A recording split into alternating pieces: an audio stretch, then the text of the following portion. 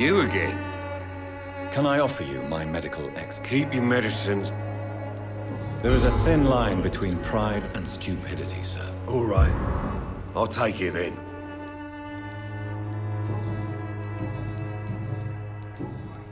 How is the sanitary situation in Whitechapel? I'm not easily scared, but crazy killers and armed patrols are lurking about. My son's right about this place. Goodbye, Mr. Peterson.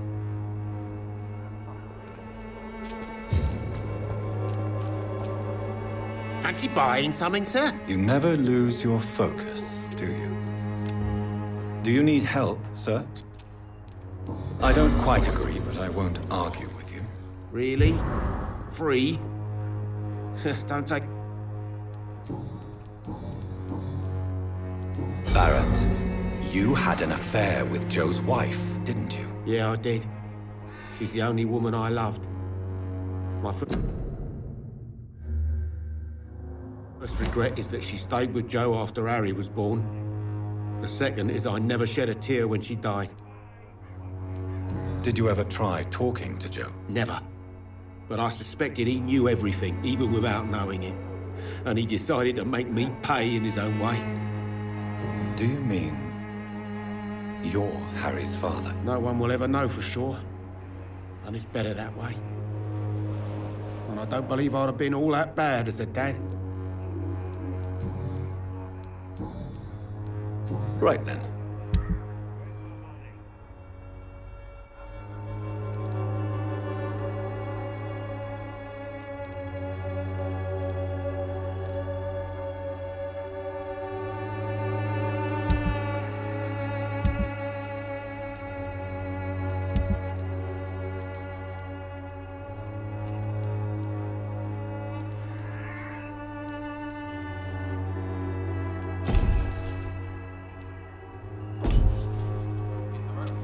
Fancy... You never... Right then.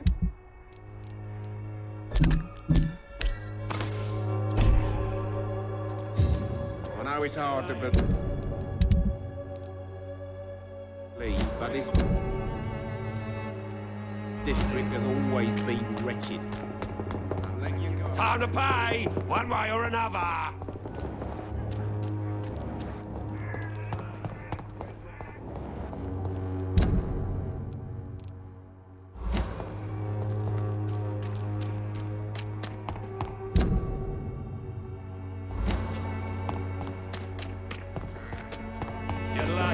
Where's my money? Don't let your guard down, sir. The walls of your home will not protect you. Good evening, Mr. Whitaker. It's Father Whitaker, my son. Don't you fear getting sick? Faith gives me all I need, my son. No doubt your faith will prevail, but let me give you some extra protection against the devil's work. Blessed be your generosity, my son. I have...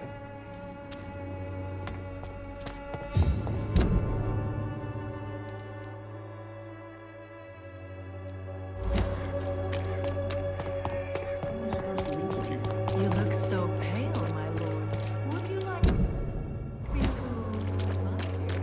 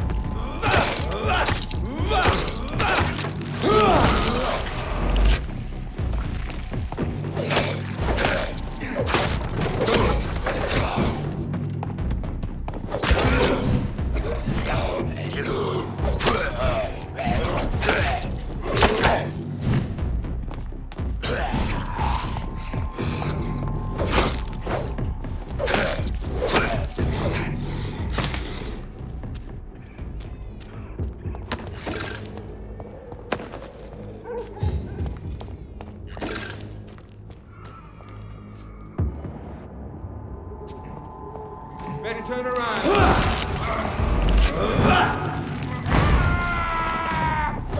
Over there!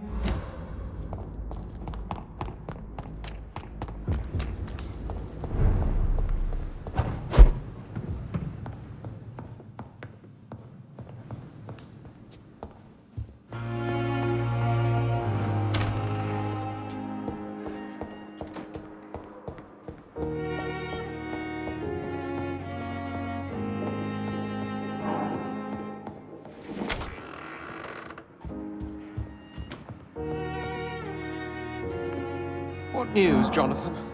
I've heard you've now joined the vampire elite of London. Did Elizabeth tell you? So it's Elizabeth now. My.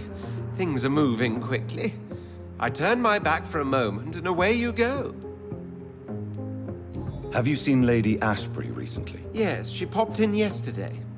Told me about your new friends in the West End. Just a courtesy visit, then. Yes, and no. She was en route to the docks, I think, following a lead concerning your maker. How's the situation at the Pembroke? We're still holding out. Question is, for how long? What we really need is hope, Jonathan. Hope for a better tomorrow. I may have found the source of the contagion. Doris Fletcher, the actress. Thankfully, in the end, she was destroyed by fire. Really? Oh, please, do tell me more. Doris was a heavily mutated skal. Almost a new breed entirely. It's as if the disease had completely altered her mind and body. Highly contagious. As if the disease had taken control of her will? Yes. Once a beautiful and brilliant woman, she became motivated by hate alone. Oh, she was a beauty. I met her when she visited the hospital to cheer up the sick. Too bad the fire destroyed her. But it was probably for the best. Have you heard of similar cases? No, I don't think so. Except, perhaps, it reminds me of an old report from the Brotherhood. Well, more an article, really. What was it about? The author, a friar, referred to a rare form of contagion in a skal he observed during the Black Death. The carrier was always female. They called them icors. I'll come back later. Always a pleasure to see you, my friend.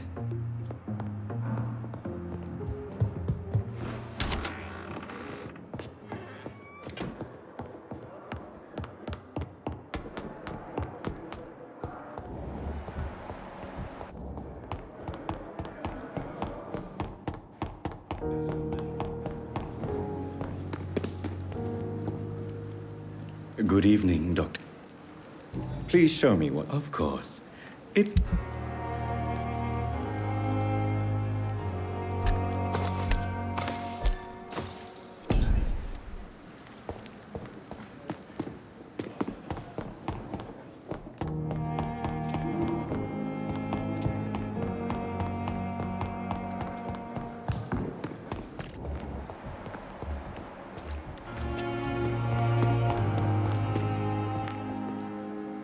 Good evening, Milton. Good evening, Doctor. I'd like to... Wise choice, Dr. Reid.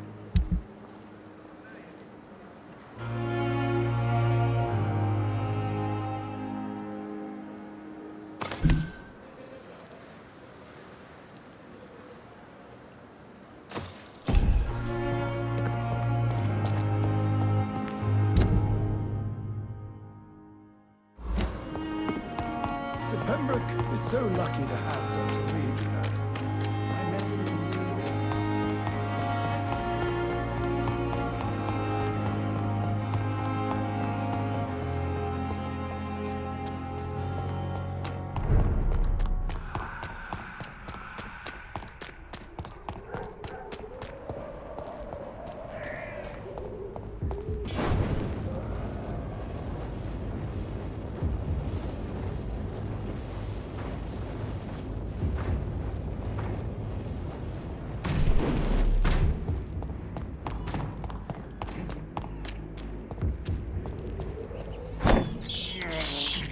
I have this thirst for blood.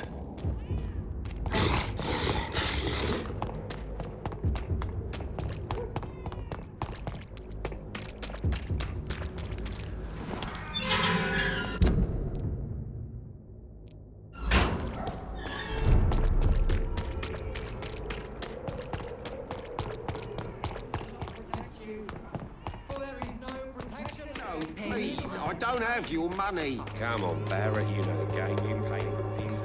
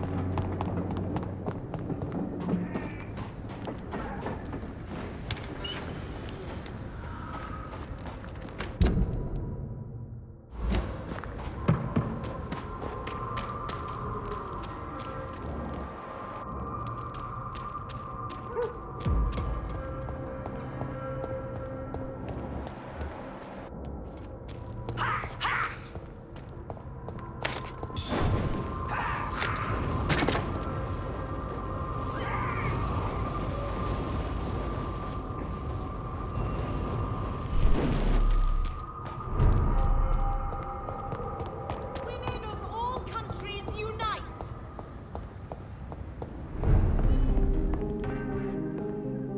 Good evening. I may have a look at your goods, Mr.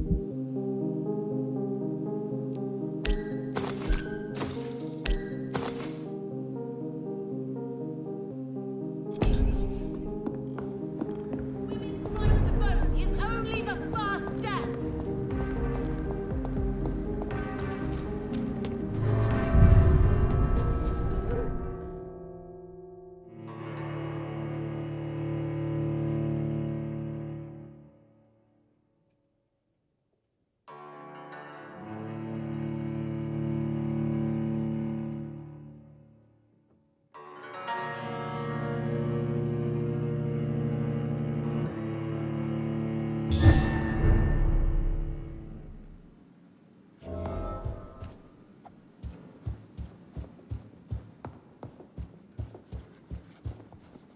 Elizabeth, what are you doing here? I've been formally asked to witness your triumph, my dear. After all, isn't it the natural role of a woman to support her man in victory? But it's you who insisted I join the Ascalon. Please forgive my giddiness. I'm just overcome by the thrill of finally being allowed within these hallowed halls. You certainly have an inquisitive mind. It's quite something. Elizabeth Ashbury, only you can make me smile in these difficult times. And the same to you, Jonathan Reid. Now go have your little chat with the chairman. I can see he's practically bursting to hear your report.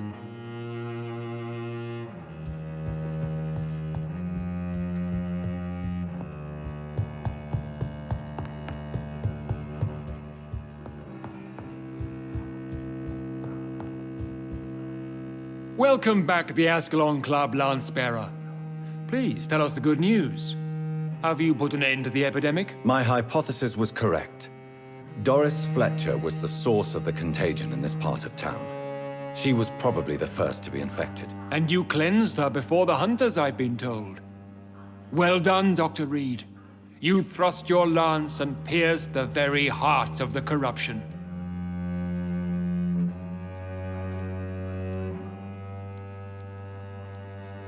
But some questions remain. The important thing is, we won a major battle for the survival of London. For that, we salute you. Thank you, my lord. Now, I have another task for you. One of the utmost importance. Perhaps even more so than the previous. I'm listening. It's time for you to perform a most sacred duty for the club. I want you to recruit a new vampire. Recruit a new vampire? Are you sending me on some sort of diplomatic mission? Not exactly. I want you to make Aloysius Dawson the Ekon he deserves to be.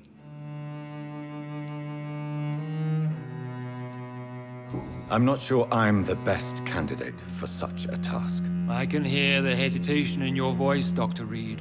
I admire a man of principles. But in this matter, there is more at stake than your moral comfort. It's not a moral question, Lord Redgrave. It's the responsibility of giving immortality to a man I barely know. Nonsense. Aloysius has been a member of the Ascalon for years. This is but the fruition of a long-held plan. How would you like me to proceed? Aloysius is waiting for you at the Dawson estate. Once the deed is done, I'll join you there to celebrate this momentous occasion. Before I go, I have a few questions. All right, I'm listening. Why Aloysius Dawson? Because he is about to die, and he just may be the most influential man in England. After me, of course. Did he choose me? No, I did. My decision is very recent, to say the least, but it is entirely mine. Does he know I'm coming? He can't wait to become your progeny, Dr. Reid. Especially now that you have shown how strong your lineage is through your sister. You invited Lady Ashbury. Wouldn't that be breaking one of your cardinal rules? No women allowed. Not allowed as members, no. But considering the circumstances, I thought you'd like to have her here to witness your triumph. So it's a temporary admittance, then? Something of a bargain, considering the crisis we're currently facing. How would you like me to proceed? Don't worry. Aloysius has had many years to prepare himself. He has studied our kind for decades. So shall I just let him drink my blood? Yes. Aloysius will gratefully sup on your blood. His heart will slow, then stop. But he will rise again as one of us, an immortal. Is there any danger? Our blood alters a mortal body so deeply that some don't survive the metamorphosis. They die for good. But Mr. Dawson has been preparing himself for a long time. Goodbye, Lord Redgrave.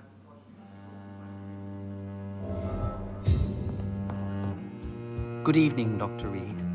Have a drink and enjoy this night, for it could be our last.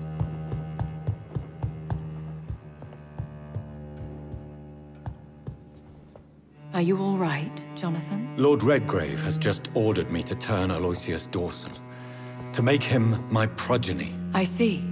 And how do you feel about this?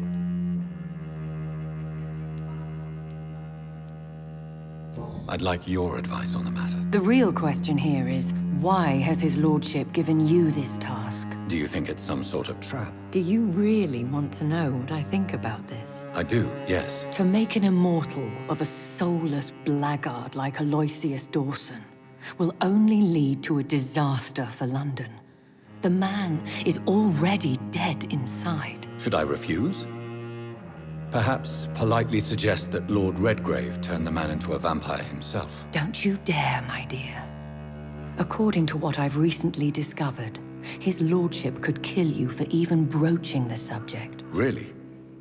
Why? I've recently found proof that the Earl of Bristol is of lesser lineage and only capable of creating skals. Please tell me more about your recent investigation. As long as you lower your voice. What would you have me do about Dawson? The man is dangerous.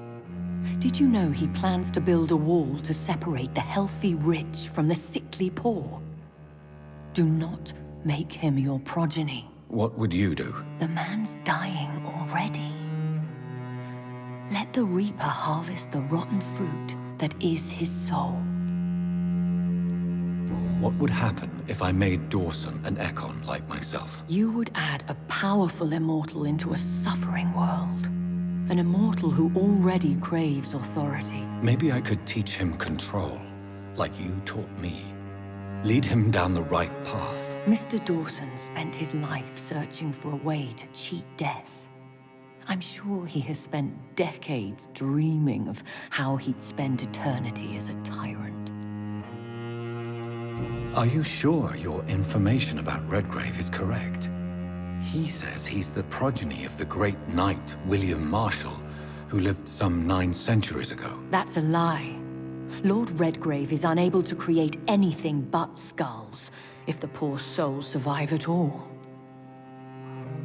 How can you be sure the information was correct? I made the acquaintance of a most interesting informer while investigating your maker, from whom I learned the truth about Lord Redgrave. Why so vindictive?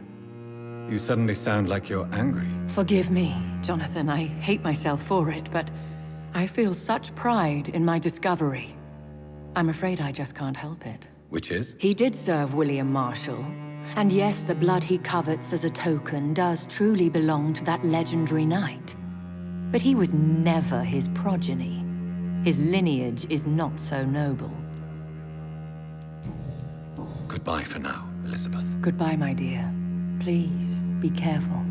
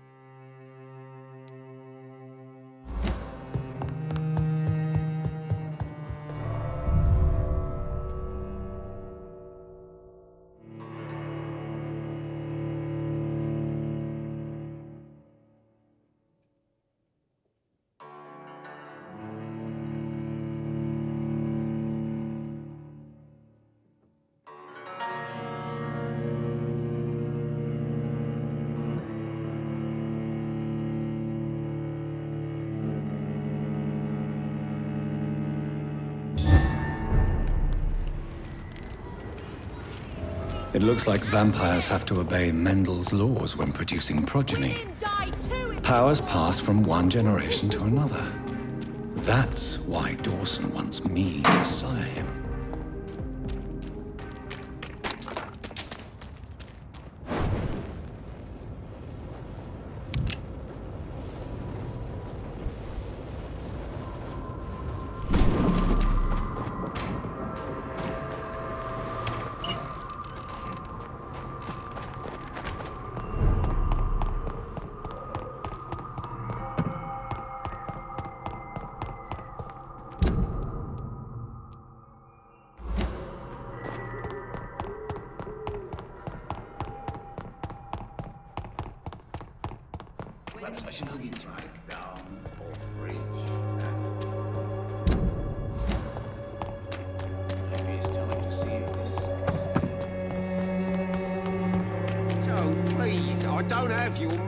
Come on, Barrett, you know the game. You pay for There is no protection against malevolence.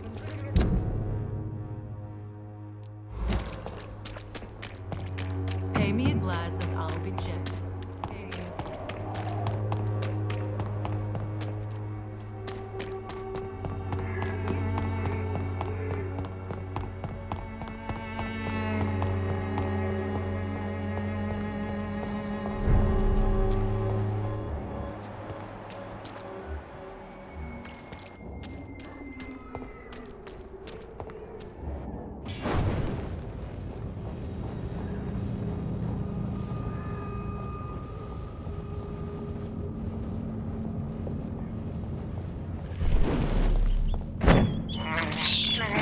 This is despicable.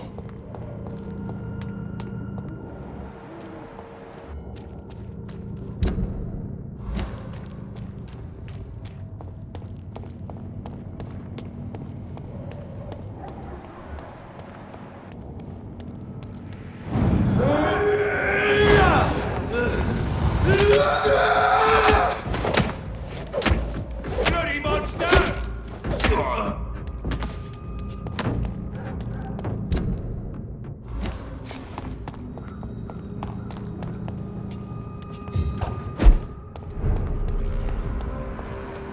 Last warning, sir!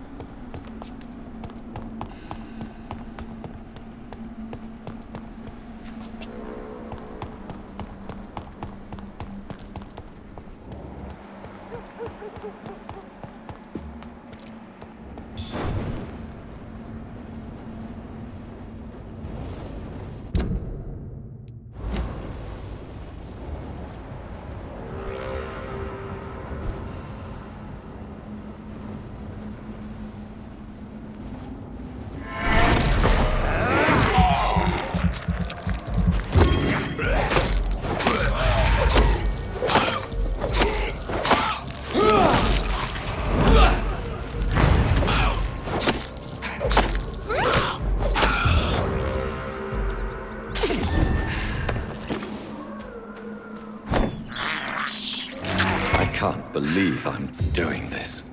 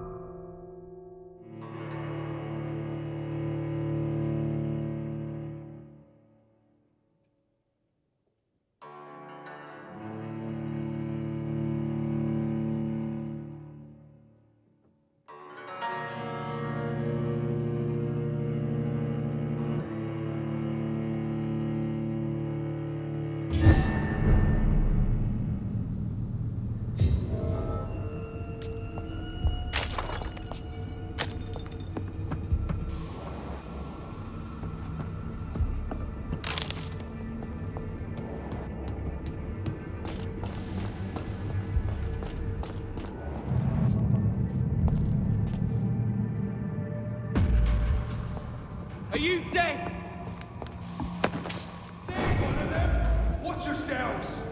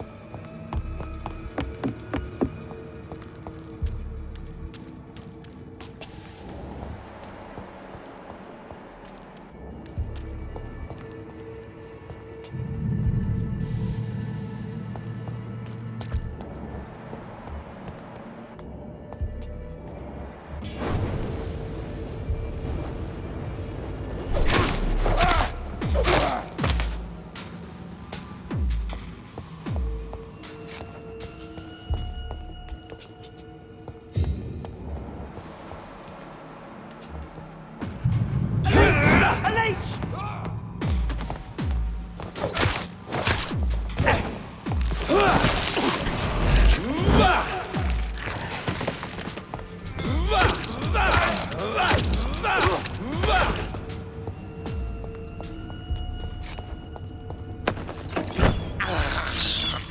This is despicable.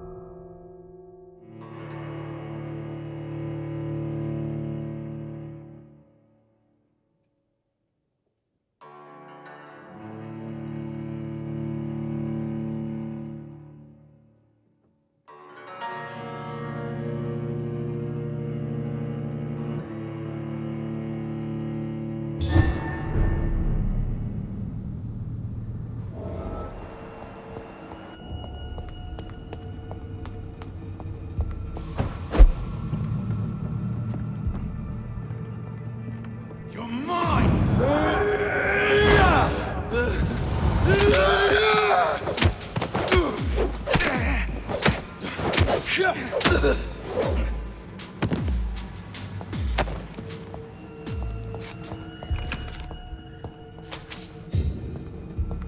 More Braille. I should bring this to Mason Swanborough.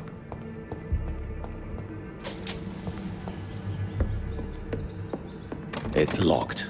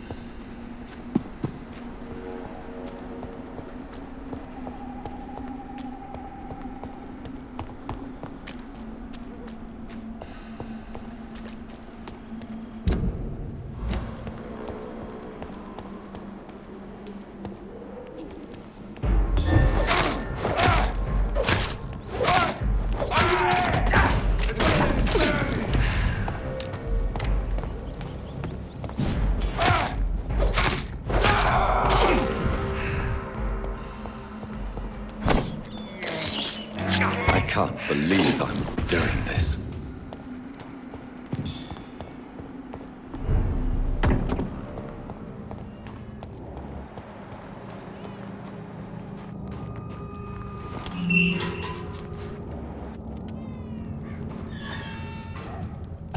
Don't you know?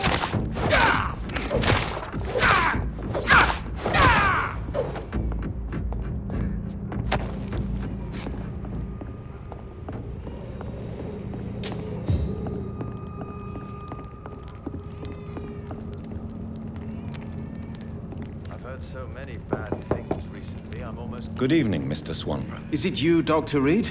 Please come in. Wandering in this part of town at night, you're either brave or a fool. What can I do for you, Doctor? Here is another page of the diary we were talking about. Ah, now we're talking. Ingredients, dosages, dangers, and side effects. This is it. Is the diary complete now? No. The author tested his work in a hidden laboratory. We must find out where it was. Please, find me more pages, Doctor. Here is another page of the formula for the cure for blindness. Give it to me. Yes. Brilliant. I'm going to give you the location and the code you will need to find the cure, but you have to listen to me first. Why? What is it? If you find the proof that this treatment for blindness is real, I want to try it. Do you understand? No matter the risks. Risks? What have you read in these pages that you're not telling me? You already know what you need to know. I trust you, Dr. Reid. We share the same passion for science. Please bring back the formula. Goodbye, Mr. Tell me, how do you see the world these days?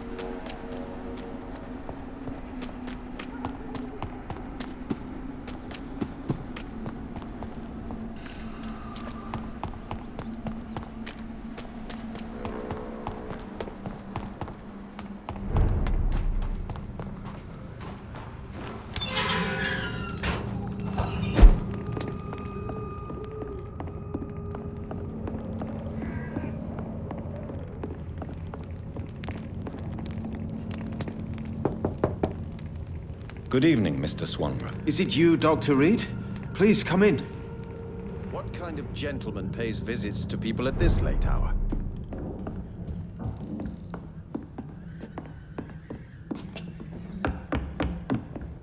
It's locked, all right. What can I do? I have found the secret laboratory, and I have the formula. And the author of the diary, did you meet him? Yes. He was badly disfigured. Nothing more than a beast. And I cannot guarantee it wasn't connected to his experiments. I don't care. Give me the formula, Doctor. Here it is. But please, be very careful. You're entering uncharted territories here. This is what science has always been about, Dr. Reid. Thank you so much. I can't say it's been a pleasure, but we're both scientists, and I am grateful you asked me to undertake this search for you. I have something for you, then. It is the most precious thing I have to give. Even more important than the Swanborough secret recipe. There is really no need for payment. Please have it, Dr. Reid, I insist. I'm sure you'll find it more useful than I would. Goodbye, Mr. Swan. Wandering in this part of town at night, you're either brave or a fool.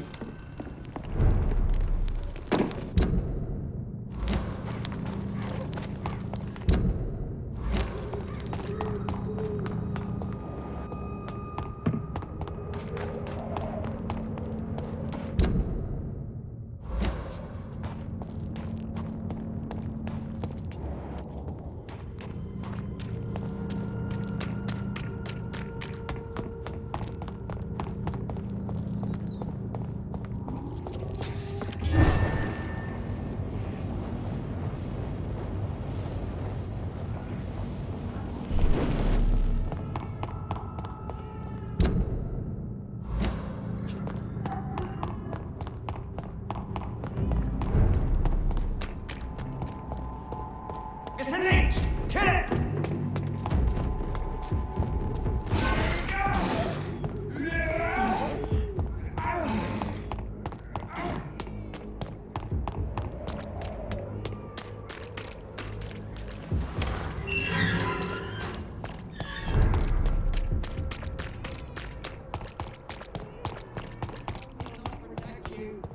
For there is no protection against malevolent...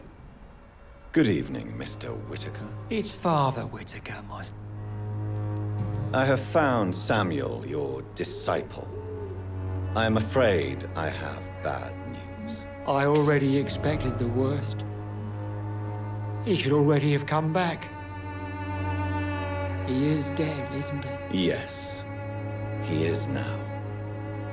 The epidemic took him. Samuel steadily made donations to our cause.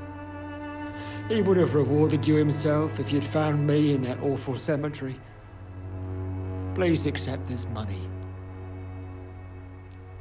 I have heard enough for tonight.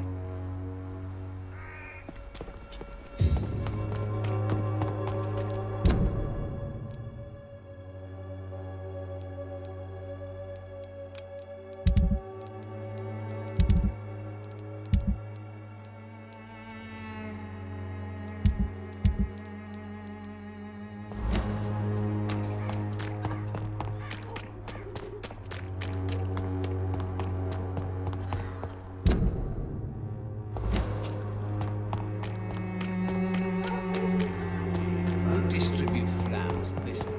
As long as you have the money.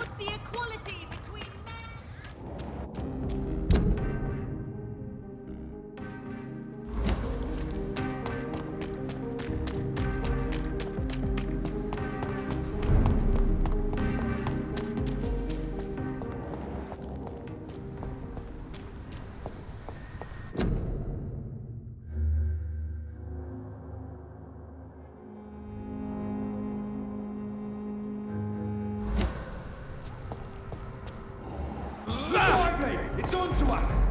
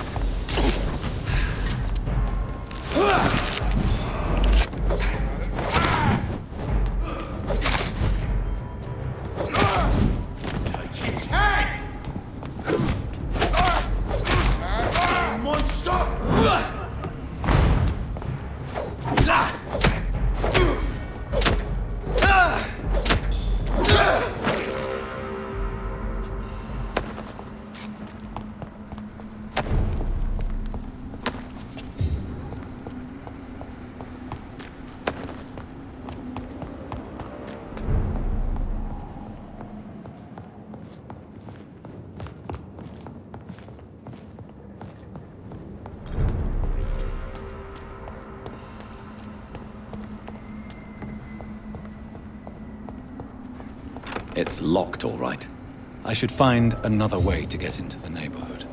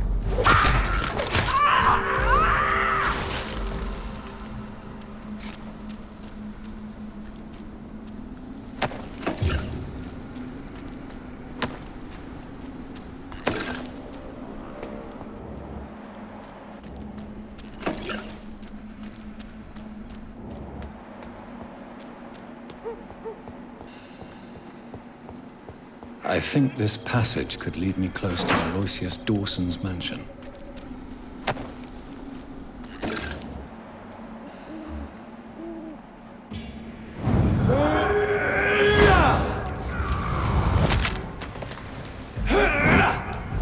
This is now my...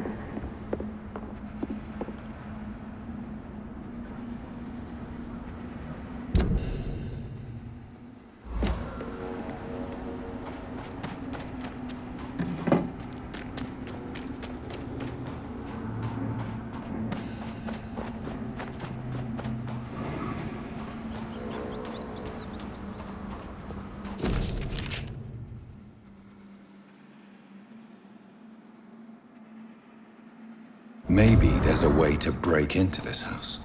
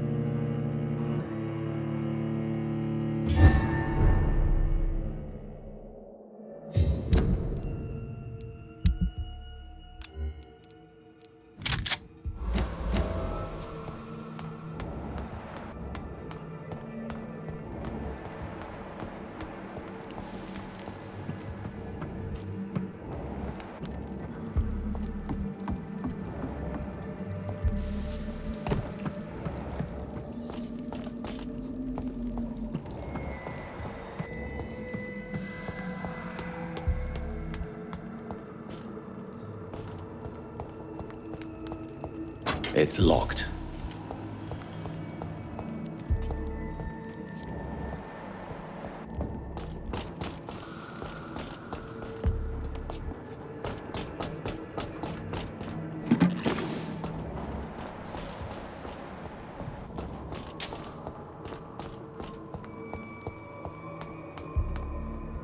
You shall learn to respect the laws of Ascalon!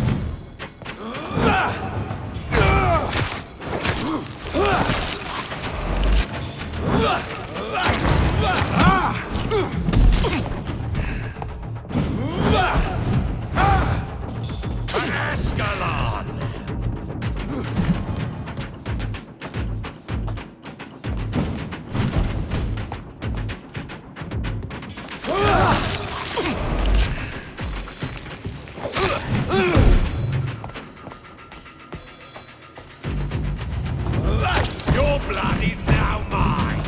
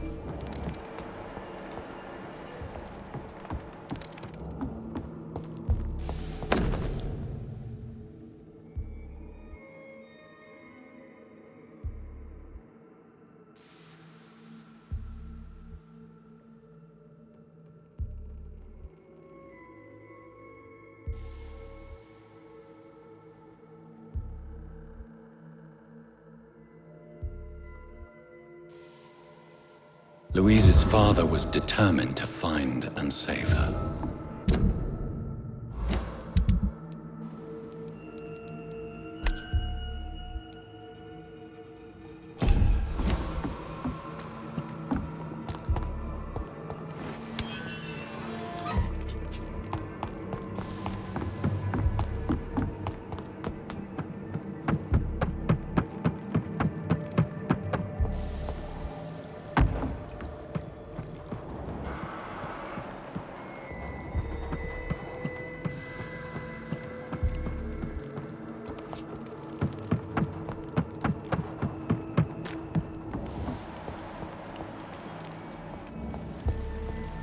It's locked, all right.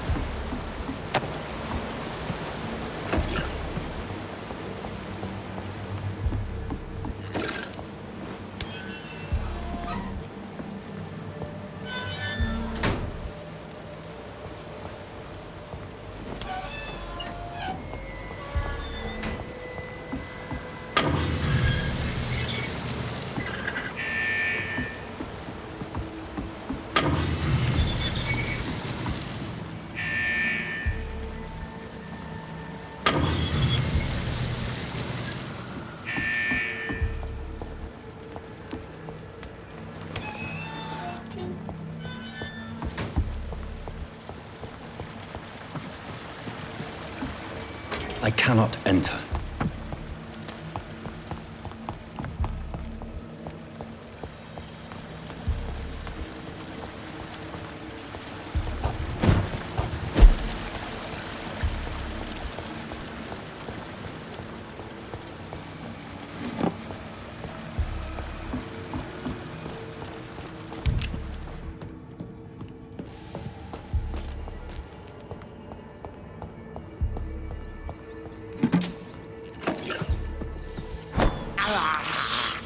This is despicable.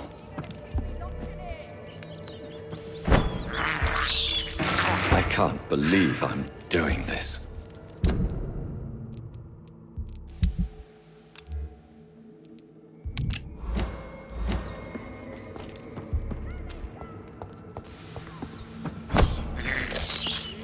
This is despicable.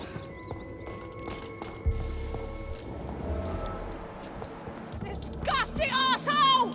Are you from Vampire or not, I'll I don't never care. be your wife!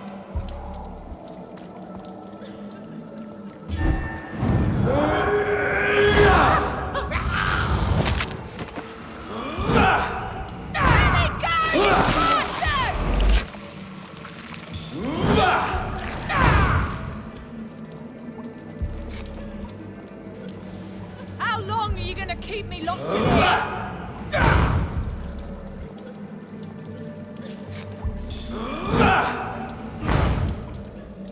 Let me go, you bastard!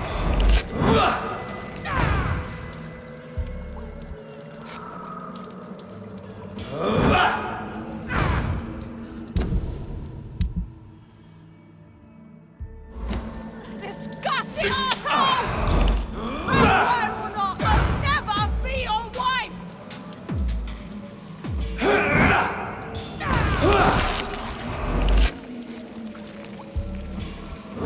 How long are you gonna keep me locked in here?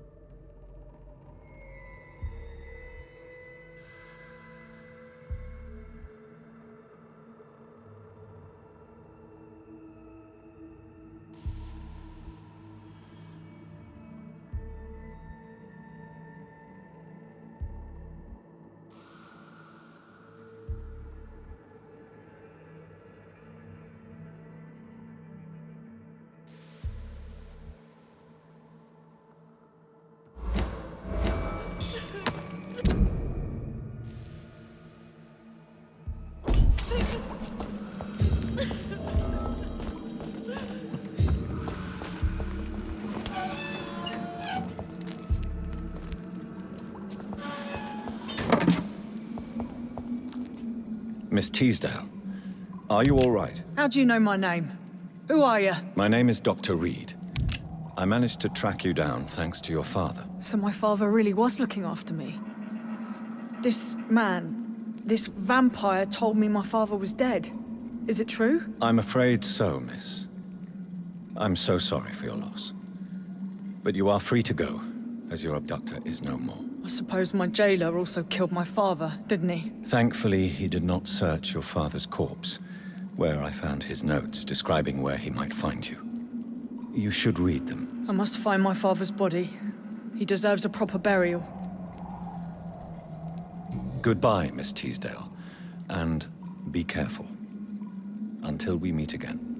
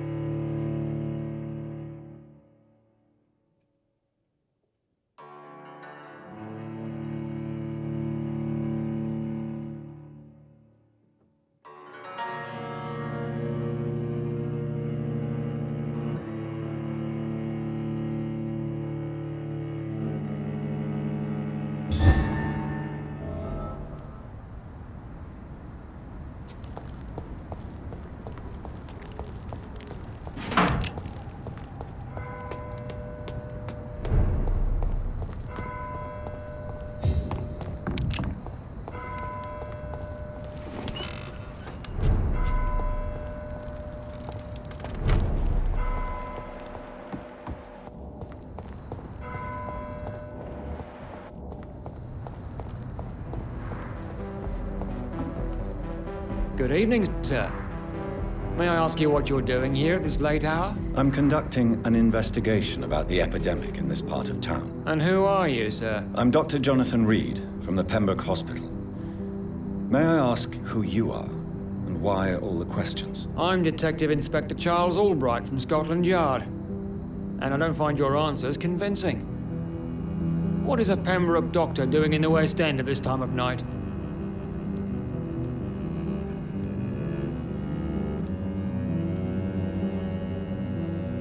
I work for the Ascalon Club. Here is my permit to go freely about the city. The Ascalon Club? You should have said so, sir. I must warn you, these streets are dangerous, and you'd better be careful. What can you tell me about this district? I'm the one asking questions, especially when there's a killer on the loose. What killer? I'm not going to discuss that with the civilians, sir. Haven't I told you about the investigation I'm conducting? Perhaps I could help you. All right, without giving you too much information, I'll tell you this. I'm convinced there is a homicidal maniac on the loose, using the epidemic to disguise his kills.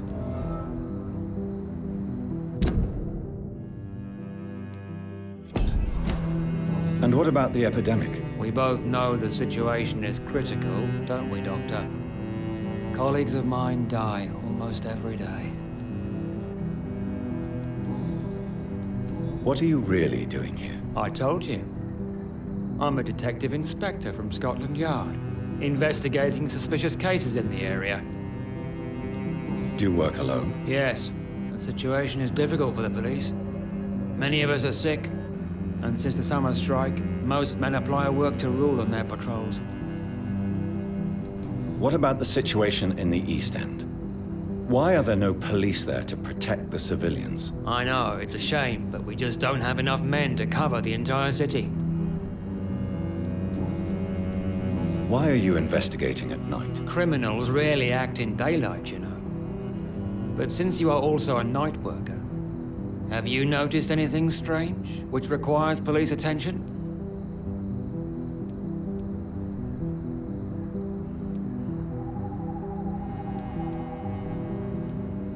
I'd like to report a name, Inspector.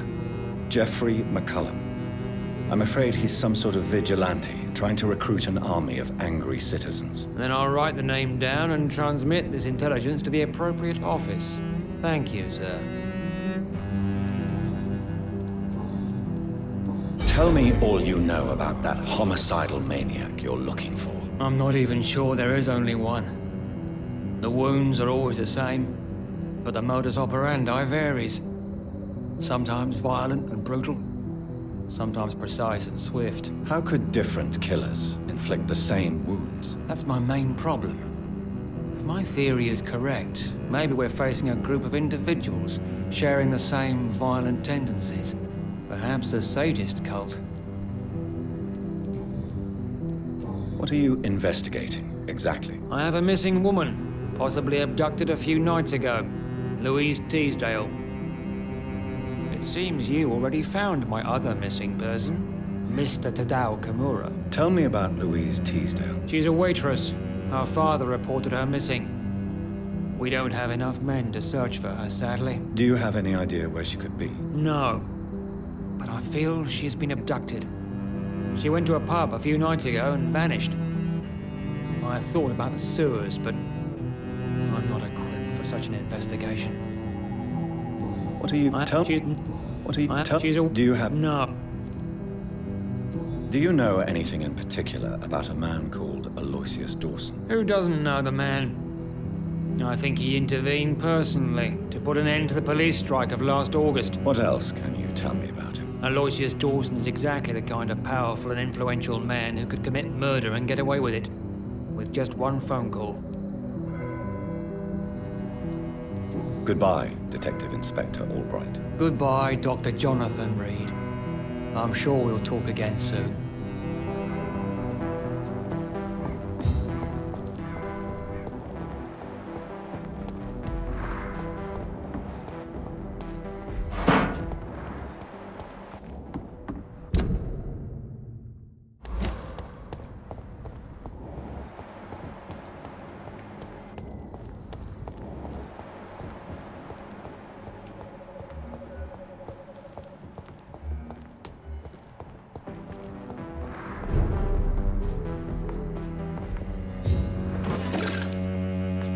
Good evening, Miss Price. I'm Dr. Reid. Do you remember me? Dr. Reid? Yes, of course. You are the doctor who healed me and my mum. Good evening, Dr. Reid. Good to see you too, Carol. Are you all right? Oh, yes. I did not hurt myself recently. I know how to take care of myself now. I'm almost a grown-up.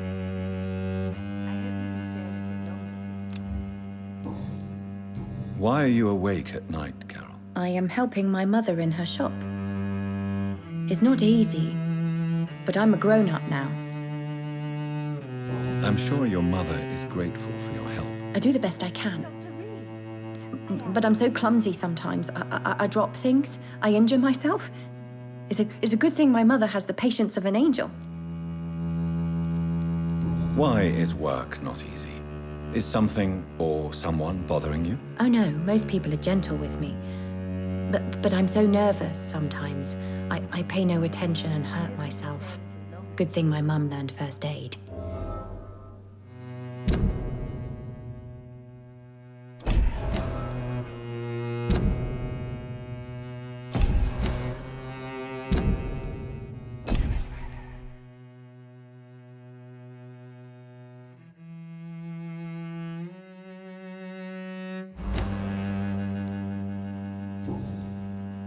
What can you tell me of the people living nearby? I don't speak to many people, except our customers.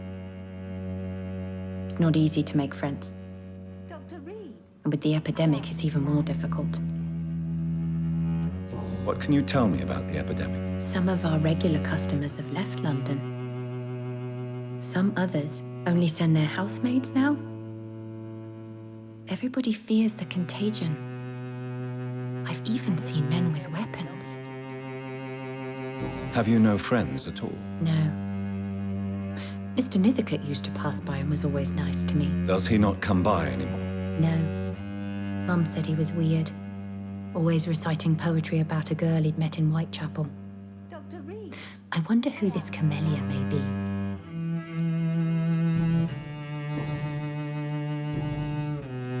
Do you enjoy working with your mother? Oh yes, Doctor. My mother raised me alone after my father died. We've always lived together, and she has always watched over me. Do you remember your father? No, I was just a baby then.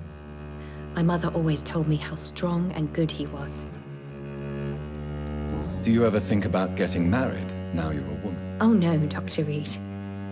Mum always says I'm still a child who has no idea how tough life can be. No husband would like a clumsy girl like me. Have you ever met the famous Aloysius Dawson? Yes, a very strange man, not very nice. What do you mean? He said he was ready to pay good money for rare books, and then laughed at what we showed him. Goodbye, Carol. I hope you can stay a little I am longer sorry, I this time. can't help you, sir. Perhaps you should talk with someone else. Good evening, Miss Price. How are you tonight? Dr. Reid, I didn't know you had returned from the war. I had a new doctor when you left, but he's not as kind as you. Always glad to see a former patient in good condition. It's been a long time. Too long indeed. And as a token of my appreciation, I'll grant you the best price if you fancy buying anything from my humble shop.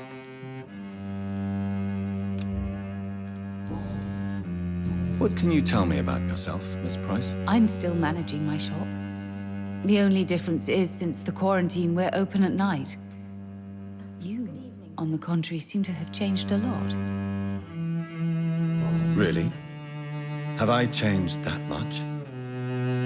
It must have been the war and the night shifts since my return. Don't get me wrong, Dr. Reid, you're still handsome. Just maybe a little bit wiser, more serious. It suits you well. Tell me more about yourself. No new fiancé? I remember you were hoping to get remarried.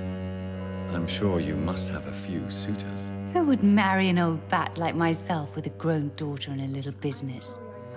As you know, I only fancy handsome men like yourself.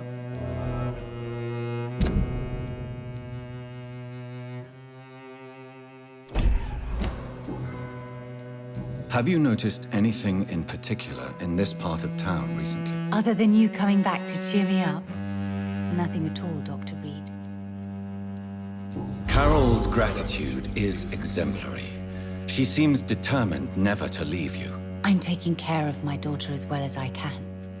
It's not always easy, but she's the best gift life gave me. But she'll probably leave you someday to live her own life. Will that be difficult for you? Why would she leave? Children sometimes stay with their parents until the end, for they know no one else will love them as much. Does your daughter still worry you, Miss Price? I remember you were often concerned about her health when she was younger. Have you not seen Carol since you returned? She's almost a young woman now, but she'll always remain my sweet little baby. So you're less afraid? Some things never change. Carol is still too clumsy for her own good. Sometimes her innocence puts her in real danger. Why would her innocence put her in danger? She does not realize how cruel life can be. Maybe I was a bad mother to protect her too much. My poor dear Carol. You have every reason to be cautious, Miss Price, especially in these difficult times. Maybe you could talk with her, Dr. Reid. It would be nice to have a man here more often. We would both feel safer.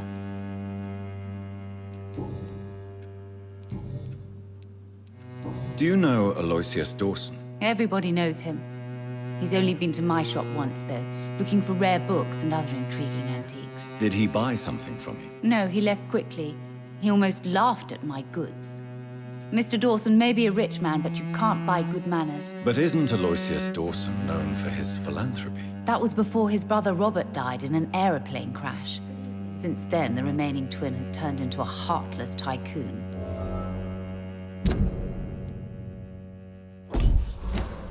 May I look at your goods, Miss Price? It's always a pleasure to have you here, Dr. Reid.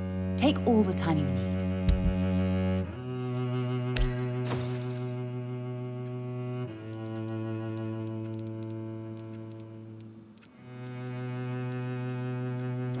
Dr. Reid, I am glad to see you again. Good evening. My mother.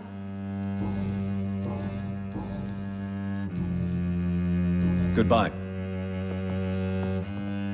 It's locked. Sorry, I can't help you, sir. Perhaps you should talk with someone else instead. It's I hope locked. You can stay a little longer this time.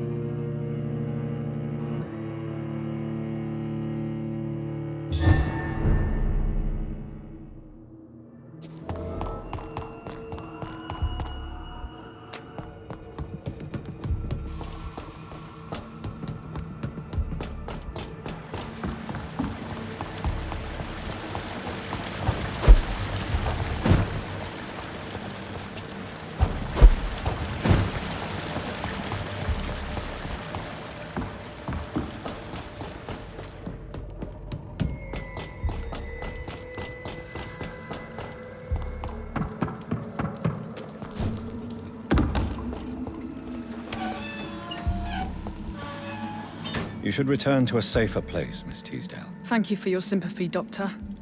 But I recently learnt to stare horror in the face. Goodbye, Miss...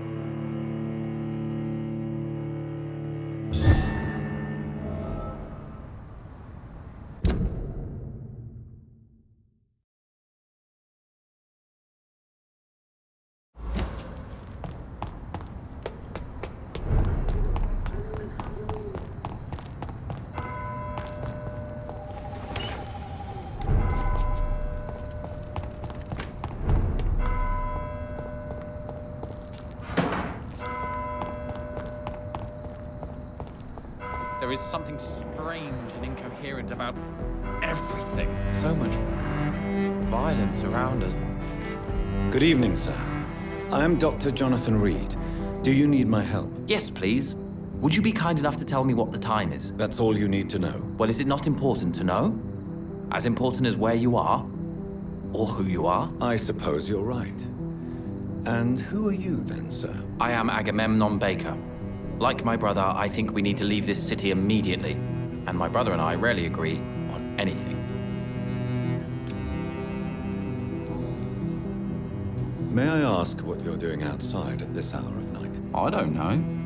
You should ask my brother instead. It was his idea in the first place. You must have your own ideas. From what I have managed to understand, I guess we're supposed to wait here.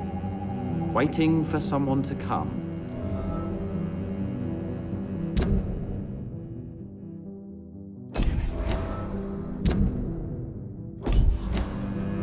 What can you tell me about this part of town? It's the only place I've considered myself happy. Or at least that's what I believe. Unfortunately, it's time to leave. Why is that? Because I'm not feeling happy here anymore. Are you? What kind of question is that? What am I supposed to answer, exactly? The truth. And I believe you just did it, actually. May I ask why you've not gone already, if you're so exasperated by this long wait? I believe fear is holding us back. My brother would have said it's laziness, but it's just because he's prouder than I am. What can you tell me about your brother? He's older than me, I think. But the important thing is that I really hope I'll die before him. Grief would just kill me, you know? Is that all? Pericles is very attached to this city, and without my insistence, he would never leave this place. We don't often agree on anything, you see.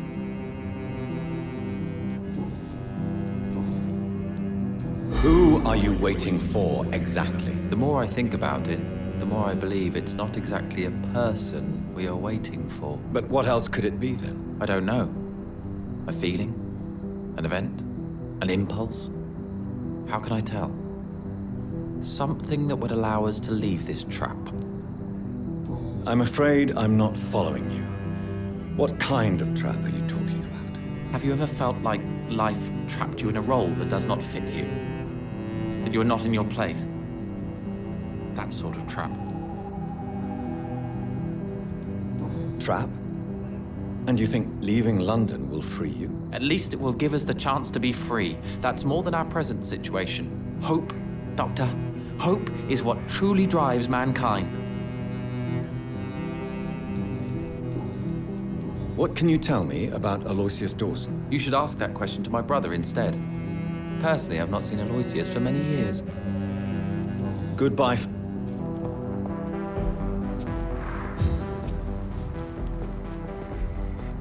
Good evening, sir. I'm Dr. Reid. Can I be of assistance? Dr. Reid? Dr. Reid? Is there anything wrong? No, it's just... your name sounds familiar. And your face. Have we met before? I think I would remember. So I suppose the answer is no. That's odd. I'm certain I've already heard of you.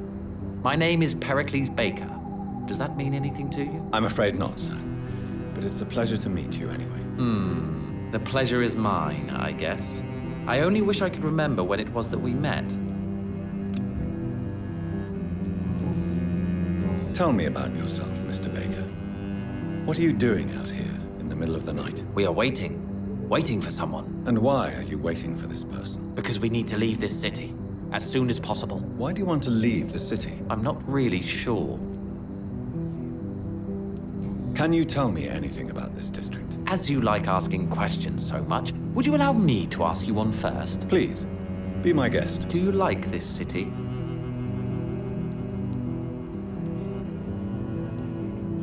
I don't know.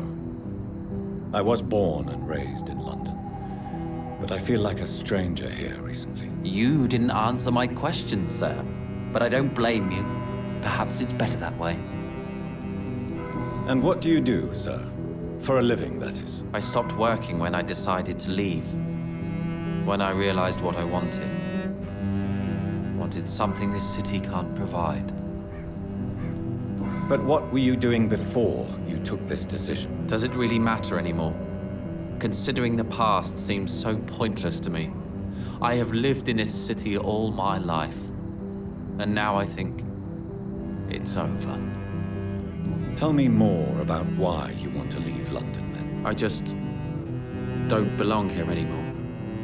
I had to convince my brother to leave London because I know we need to find another life out of the city.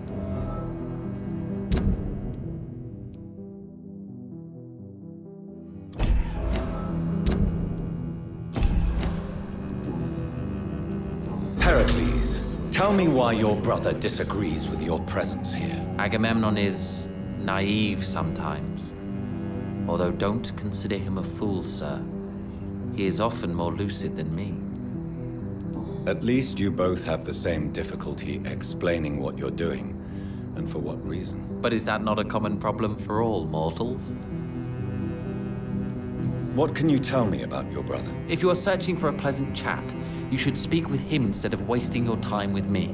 He's always been the more gentle of us. That's it? That's all you can tell me about him? For the time being, true kindness is the most valuable quality, my good sir.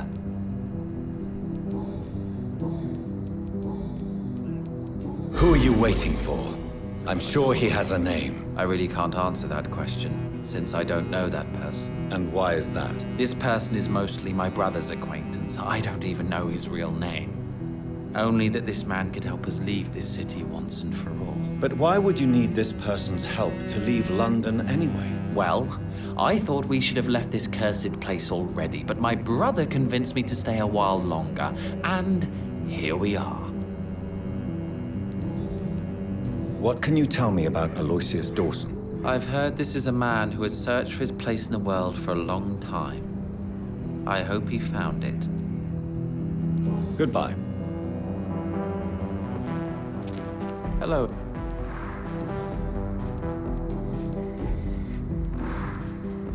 Goodbye.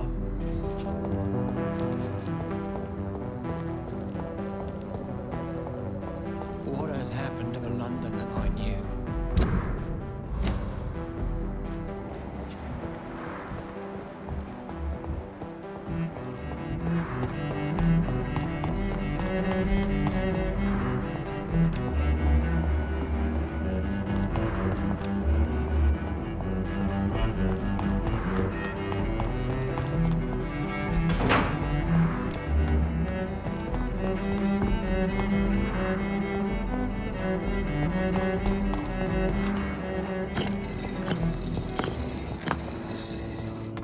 So many signs to interpret. It's locked, all right.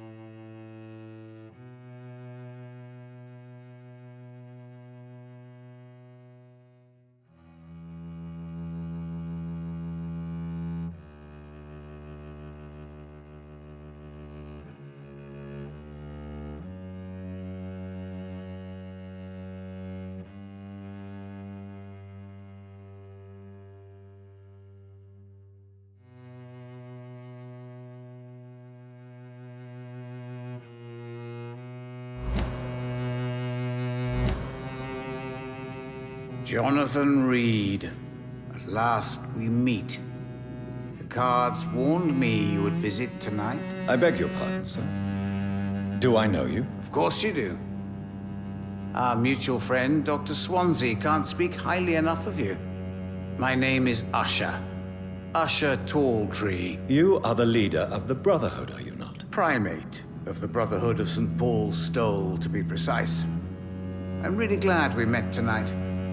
I love it when the cards tell me a truth. The cards told you to expect me. Yes, they can tell me everything. They told me that you have not taken another life since your poor sister died.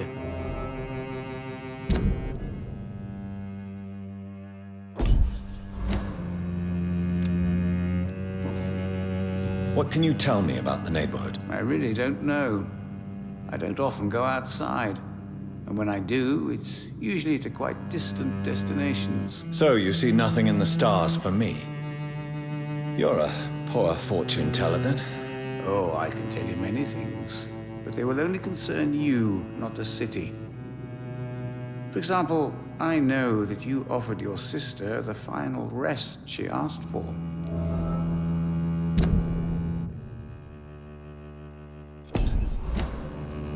Do the cards speak of my Mary? No. It's the burning aura of guilt that precedes you everywhere you go. Read my fortune, then. You have been chosen, Jonathan. I see on you the mark of a strong being, So powerful it needn't even reveal its strength. Tell me about yourself. What do you do here, besides turning cards in the middle of the night? I'm for most a charlatan. For a few, I'm a vampire. And for you, I'm the primate of St. Paul's Stole. Some believe you to be a vampire. Who? The Guard of Priwen, who else? For a time, they sent spies to observe my activities, and they even broke into my home to gather proof. Did they steal anything from you? A personal notebook they quickly took to their headquarters. All they had to do is to look at me. I'm aging. What better and definite proof that I'm not an immortal? Do you want your notebook back? If you ever find it, I'd be glad to have it back, of course. I do ask one thing, though. Do not read it, Jonathan. Some secrets are not meant to be revealed, even to immortals. For how long have you been a primate? It was 15 years last year. What do you make of Dr. Swansea? Edgar is a brilliant and dedicated man. A man of his time, sometimes a little muddled, but always looking for new paths and new concepts.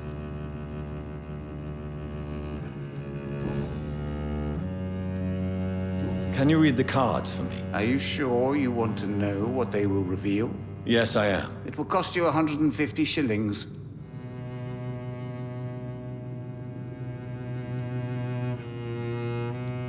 Here is the money. The hunter. A good heart in disguise. A liar willing to help for real. An armed man unable to strike. Can you... Perhaps... How do you measure the amount of blood on my hands? I told you. The cards always tell the truth. Well, most of the time. Is it possible to tell me my future? A vampire's fate is much more delicate to read, Doctor. But I can try. I would rather not know. How... I told All right. Let me hear it. You're on a path to redemption, Jonathan. But be careful. One single trip and you'll fall. That doesn't sound promising. Take this, young Ekon, as a personal reward for your strong will. Keep following the right path and you'll reach safety.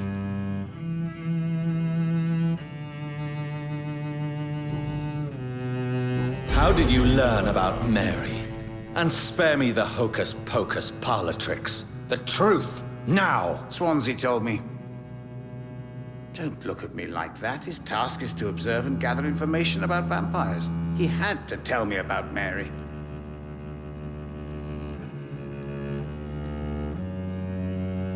Mary did not deserve her fate. She had already suffered enough during her life. And yet the pain and the suffering went on after her death. Suffering is part of the immortal condition. Some prefer to lose their minds rather than face the simple truth. The pain will never stop. May I ask you about the Brotherhood? Of course. But I must warn you that there are some subjects we consider taboo, in spite of our fondness and acceptance of your kind. I know there is no love lost between the Guard of Priwen and the Brotherhood.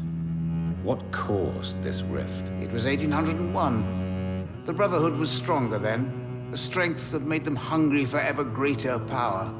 An argument divided them, and the wound never healed. What was the nature of the disagreement? The problem was that both sides considered themselves the legitimate heirs of the original Brotherhood. We divide up the books, the relics, not always fairly or with consideration.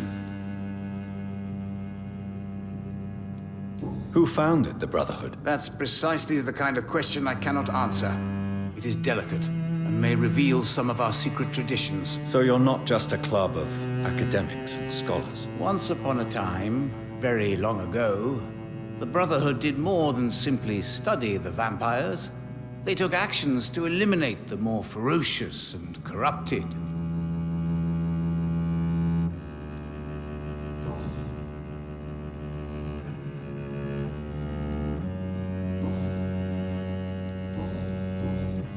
Is there anything you could tell me about Aloysius Dawson? Aloysius Dawson. Yes, of course. We met on several occasions. With time, he got deeper and deeper into the occult. He's not the only one. It's been quite the fashion for several decades. The Golden Dawn, for instance, is just one example. True. Aloysius was a member of the Golden Dawn until 1900. Then his thirst for dark knowledge grew.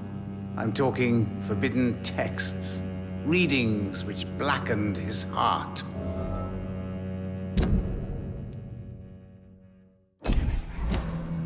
Goodbye, sir. Until we meet again. I rarely wander, yet it amuses me to converse with your kind. A red river, a song in the dark, the whispers of a sun. So many signs.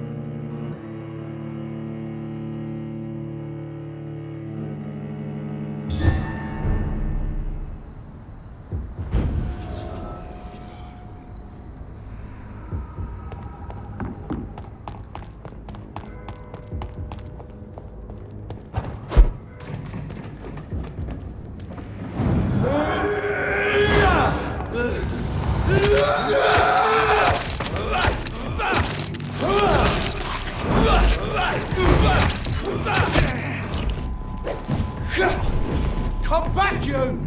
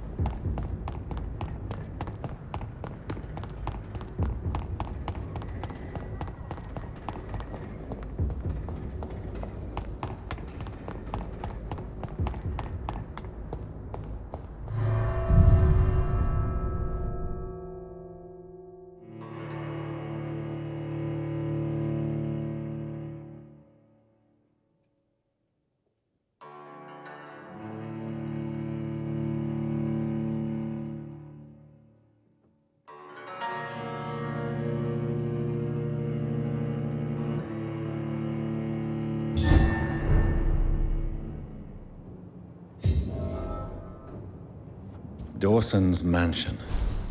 Here I am at last.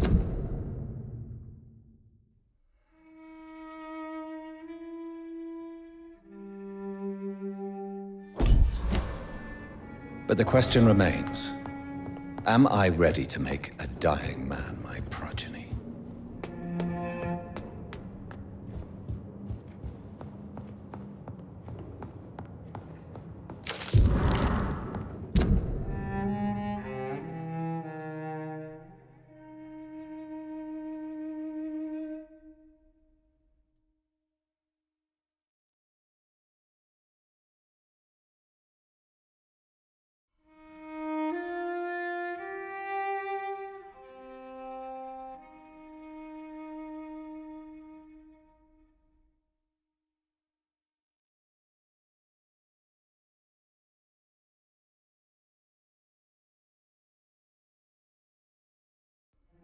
Reduced in rank for falsely accusing a man of murder. I wonder what Inspector Albright thinks about his punishment.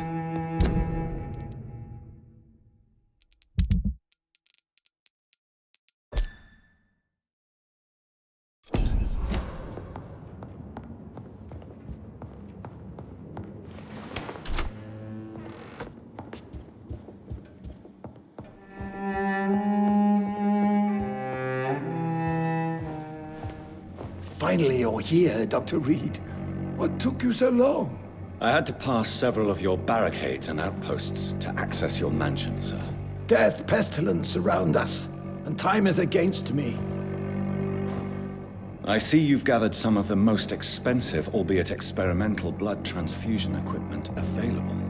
All this could be so useful in a hospital. Yes, yes. Since Lord Redgrave sent me a doctor to perform my conversion, I thought you might find some of these devices useful. Most thoughtful. But tonight I'm not here as a physician. But I feel reassured that a specialist such as yourself would help me to escape the Reaper. Very well. But before I proceed, I have a few questions for you. If you must, but be quick, for I don't have much time left in this life. First of all, I need to be sure that you know exactly what is going to happen to you, sir. I can assure you I'm as informed as any man can be. I have planned for this moment, Dr. Reid. Planned very carefully.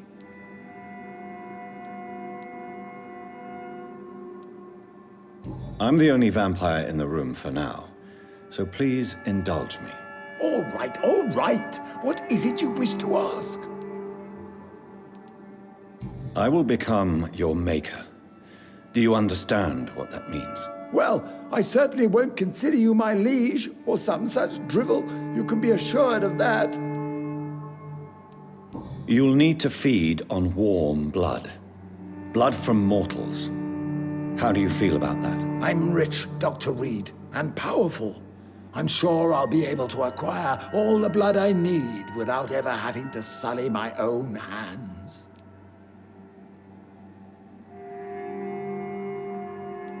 What do you know about the Guard of Priwen? What I do know is that I'll crush anyone or anything that would dare to oppose me. Let's move on, then. Please, I'm cold and tired. I feel my life waning with every moment. But first, before you embrace immortality, what would you do with such a gift? That's a rather impertinent question, Dr. Reid, and I will do as I please. Answer me all the same. What will your first action be as an immortal? To save London. I will finance the most efficient quarantine ever seen. I will build a wall that will separate the sick boroughs from the healthy ones. Who gave you the right to decide the fate of thousands of people? My money. My money and my pending immortality gives me the needed authority, Doctor. I'm a businessman. I'm used to tough decisions. You really plan to build a quarantine wall across London? Yes, it will be tall and strong, separating the wheat from the chaff. By doing so, you will also create two separate prisons. Come, sir. An eminent doctor like yourself knows that such radical measures have proved efficient in the past. Let me guess. You mean to isolate the rich from the poor? This is a desperate measure for desperate times. England must prevail, Doctor, no matter the cost. Quarantine is not a bad idea, medically speaking. But I'm convinced this epidemic will not be contained by mere walls. As long as the right people are on the right side of the wall, that's all that matters. But you can't guarantee infection will not spread. Just one contagious carrier would be enough to create an apocalypse. The apocalypse is already knocking at the gate. We must be strong now. What if a new outbreak happens inside your walls? You'll have created a giant trap. That won't happen. As long as we dispose of anyone that is contaminated as soon as they are spotted. I've heard enough. It's time to proceed. At last. All right, do what you have to do. If it hurts, so be it.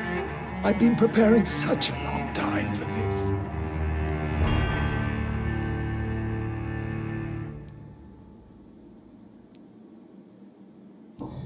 Listen to me, Aloysius Dawson. You will forget your fear of dying, for it has poisoned your mind and made you bitter and ruthless since the death of your twin brother. You don't understand. Death is oblivion, the eternal void. I know there's nothing there. I saw it in Robert's empty eyes.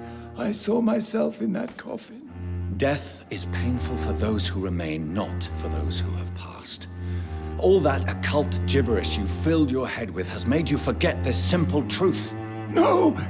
Death will not claim me. I have the power and the money. I've acquired the arcane knowledge needed. I believe there is magic, there are dark forces. You will provide me my extension. Your ignorance makes you a fool. You have no idea. Look at me. Hunted like a beast, my family lost, cursed. I have not escaped death, I have become it. No, there must be a way. I don't want to go like my brother did. I have money, lots of money. Money won't ease your mind. I know you used to be a good and generous man. So I offer you the gift of peace, Aloysius. The tranquility of a true death. I accept your offer. And I understand. No more fear, I will die a man of dignity. And a man at peace.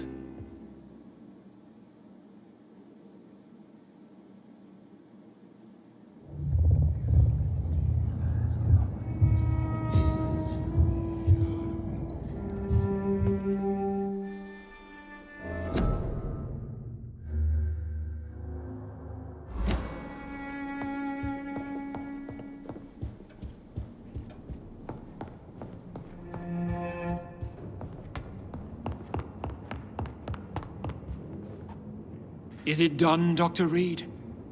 Is Aloysius Dawson reborn as expected? I'm afraid Mr. Dawson finally chose to embrace life and death as a mortal. What do you mean? He has overcome his fear of dying. I let him rest and wait for death to come. What? This is unacceptable. Go back there and make him the powerful Ekon he's destined to be. No, Lord Redgrave. As a doctor and as an immortal, I can't. If you wish to make him your progeny, then proceed on your own. This is an outrage beyond words. This is betrayal, pure and simple. I should kill you on the spot. You swore on William Marshall's blood. Well, get rid of me then. From now on, you're an outcast. Banished. You are forbidden to ever appear in front of us again. Ascalon will smite you on sight, and your heart will be thrown to the rats. I'll leave you then.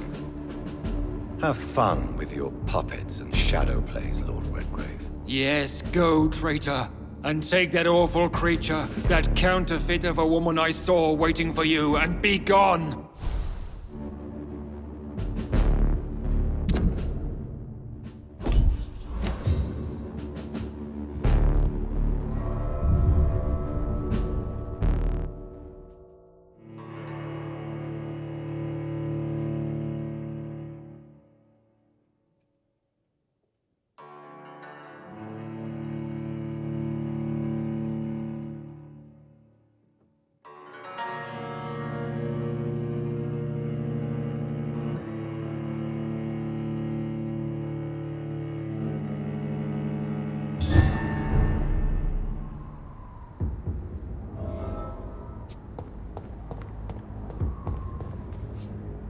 We meet again at the strangest of times, young Ekon. So do you serve the Earl of Bristol now? Old Bridget. What are you doing here? Your friend, the wise Ekon. She sent me to warn you. Did anyone see you? It's a long way from the dock sewers, and hunters are patrolling the streets here. Who said I took the streets? How do you think I survived for centuries in this city without ever being seen? I know all her secrets. How did you meet Lady Ashbury? She came to us in the sewers in search of answers. Just as you did. What kind of answers did you give her? I knew nothing of your maker, but we talked. We talked a lot. Her words and ideas are captivating. It is no surprise that you like her. I like her too. Lady Ashbury in the sewers? Now that's a sight I wish I'd seen. She said she was your friend, and that she sought the identity of your maker. So I answered her questions. Lady Ashbury? You know her? Tell me what's going on. The lady approached me but a few nights ago, wanting to meet the sewer skals. Once she questioned Harriet Jones. She agreed to help us. Harriet Jones is still with you then? How is she doing? Harriet remains angry, but is recovering slowly. Her mind is twisted, but at least her body is healing. Tell me what is going on. The lady asked us to keep an eye on your mortal doctor friend while you were away. We spotted the hunters. They were discussing plans to attack tonight. Wait, slow down. I need to ask you something. I'm listening, but I do not have time to waste, so be quick. Where is Lady Ashbury right now? She said she will go home. She needed to speak with some old friends first, though. Do not worry, young Ekon. She is no fool, and just as strong as you. Why do I feel like Lord Redgrave was particularly irritated to see you? Far more so than the average Skal, if I may say. Because I used to know him quite well. And he is afraid I may remember who he really is. You're Elizabeth's informant. You're the one who told her about Lord Redgrave's lies regarding his lineage. Yes, but my words were not meant to hurt or threaten. I simply told the story of the sewer skulls, and of so many other forgotten children. How did Elizabeth find you? She presented herself humbly at our gate, and asked if we knew of any ancestral vampires hiding in London. She asked about Ascalon. She asked about many things. What do you think of her? Her soul is good, yet tainted with a deep sadness, and the scars of ancient wounds. Time does that to us immortals, for we have so much to dwell upon. Why did she come to you? I am old Bridget, the buried memory of the city. She sought the silent truths, truths I have kept hidden for so long. No time to lose, then. I must go there right away. I shall return to my den. Have you a message for the lady? Should I see her before you?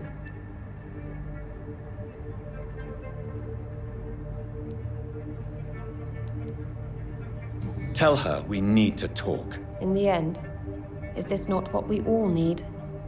Go now and take care, young Ekon, for the flames are rising.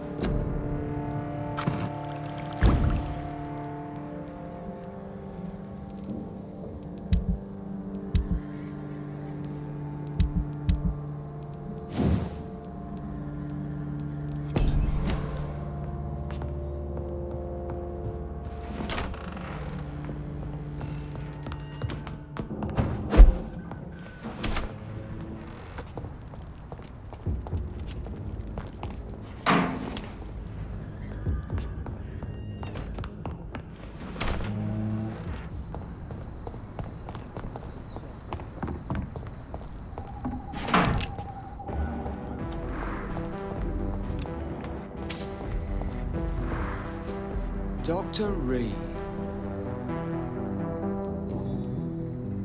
Is it true you were dropped in rank? Tell me about it. Yes, it is. I made a terrible mistake. I deserved it. Sometimes I think I should have resigned. So why are you still working here? Because I'm a damn fine copper. I just don't want to have someone innocent hung again by mistake because of me.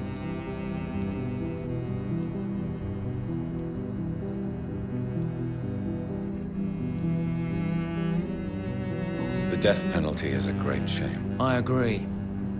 I'm convinced all civilized nations should abolish the death penalty. Maybe after the war, once that bloodshed is over, the survivors will change that.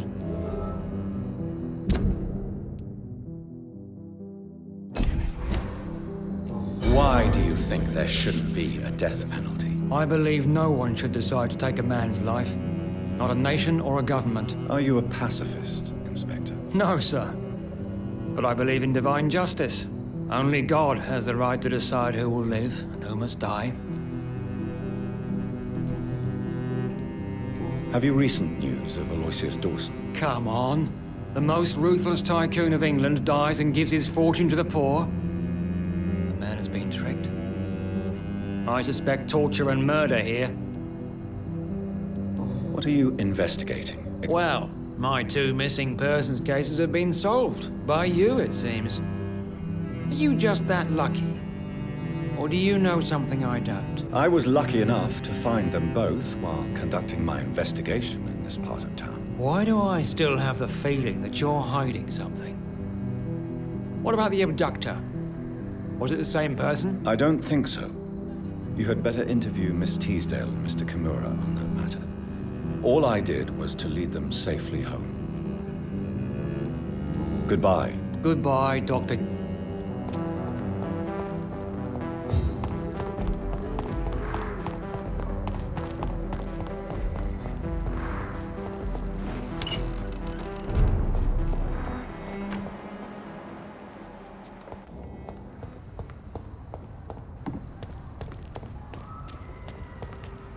You London vampires are so weak!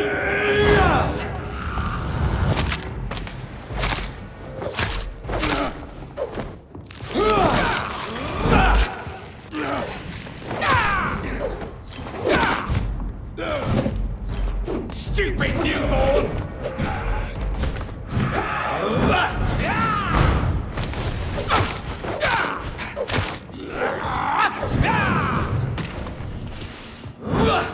Gotcha!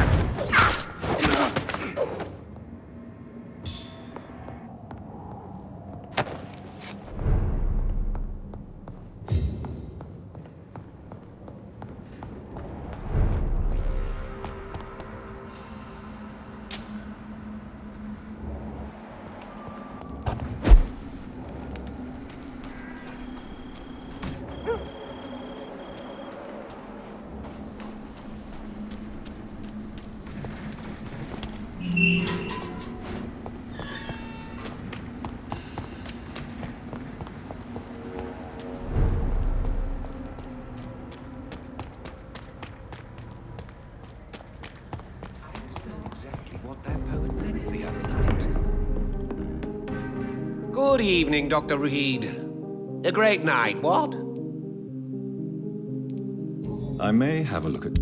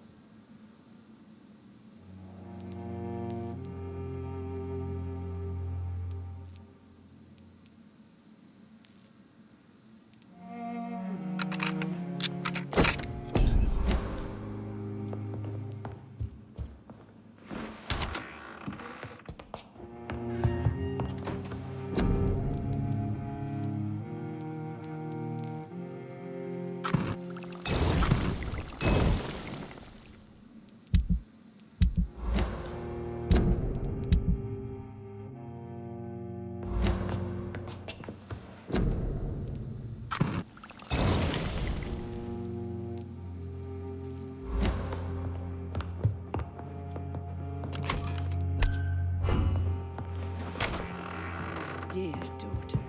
How are you tonight?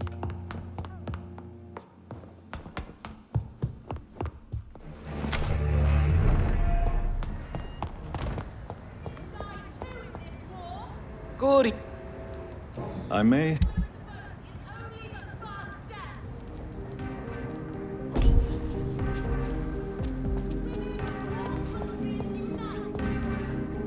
Good evening, Miss Teasdale. How have you been since you returned home? Dr. Reid. Oh, thank God you returned safely from these awful streets. I was so worried about my father that I left without thanking you properly. Please don't mention it, miss. Good. I found him, you know. My dad. Or what was left of him. I think my abductor intended to do the same thing to me. What do you do for a living, Miss Teasdale? Before my kidnapping, I was a waitress in a pub.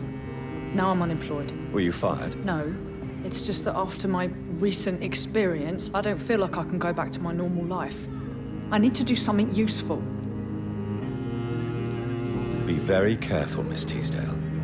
You were lucky to escape death once, but vampires lurk everywhere. You killed my kidnapper by yourself, didn't you? No offense, Doctor, but you're just a doctor. I don't see why I couldn't do the same.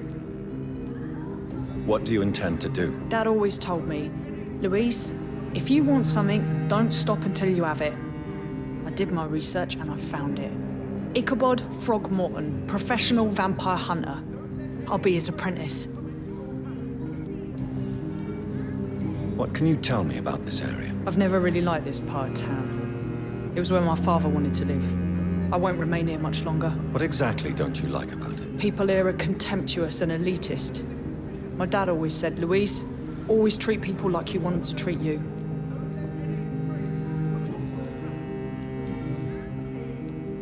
Why did your father feel guilty?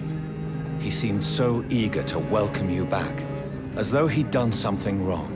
Last time we saw each other, we had a terrible argument. I left the house and ended up in a pub. That's where the vampire met me. Dead drunk. I see. We argued a lot, me and Dad.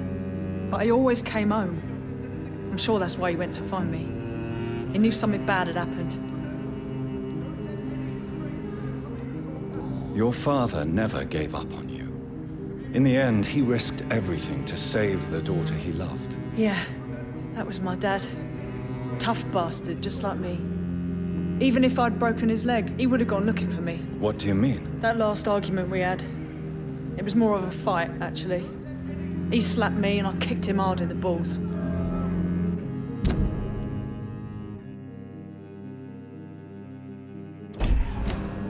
Louise, tell me what you really think about your father's sacrifice to save you. I'm proud he went after me. I forgive him all his harsh words, all his bloody attitudes. I only wish I could tell him how much I loved him. Yes. It can be traumatic, not having the chance to say goodbye to those we love. Yes, Doctor. And there's no treatment for that type of pain, isn't that right? That may be the last thing my father taught me. Louise, what can you tell me about the vampire who captured you? The little fucker claimed he'd fallen in love with me. That he wanted to spend eternity with me. Not a bad idea. At least that's the way it seemed at first. Really? Did you consider accepting his proposal? Well, immortality. Not a common wedding gift, is it? I think he just wanted to have his way with me. Can vampires even fuck, Doctor? What? Well, I really can't answer that. Since they are creatures of blood, physically speaking, I suppose an erection is possible, but Don't be embarrassed, Dr. Reid. I was just asking. You seem to cherish your father a great deal. Dad was the best. He kept an eye on me, but let me make my own mistakes. Louise used to say, mistakes are the best teacher. You would have liked him. I'm sorry you didn't have the opportunity to say goodbye. That's all right. He's buried in consecrated ground now. Nothing bad can happen to him. What can you tell me about Aloysius Dawson? Never heard of him. Really? He's very well known in London, throughout the country even. He a big shot or something? Never interested in politics myself. All words and no action. Goodbye, Miss Teasdale. And be careful. Until we meet again. He's been telling the truth all along. Maybe he takes him seriously. Women die too in this war.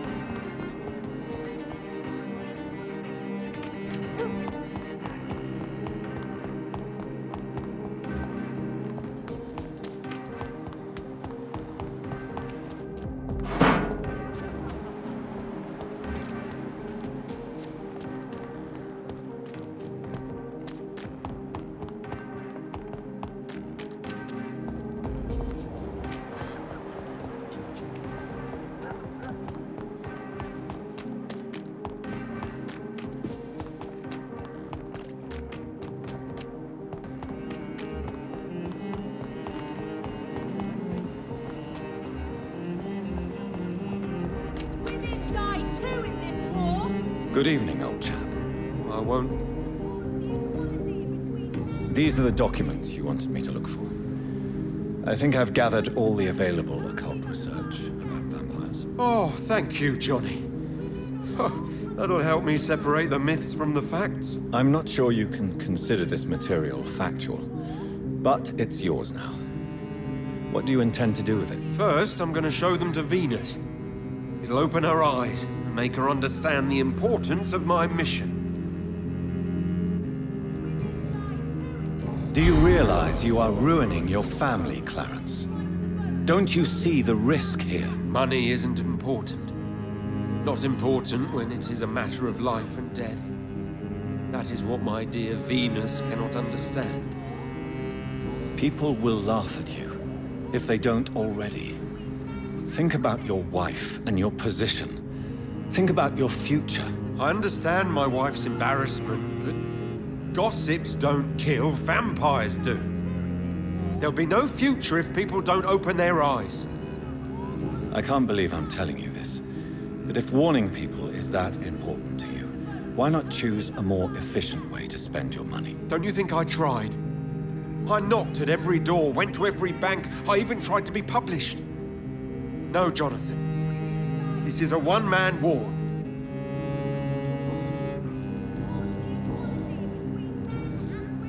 You need some rest, Clarence. Women of all countries unite!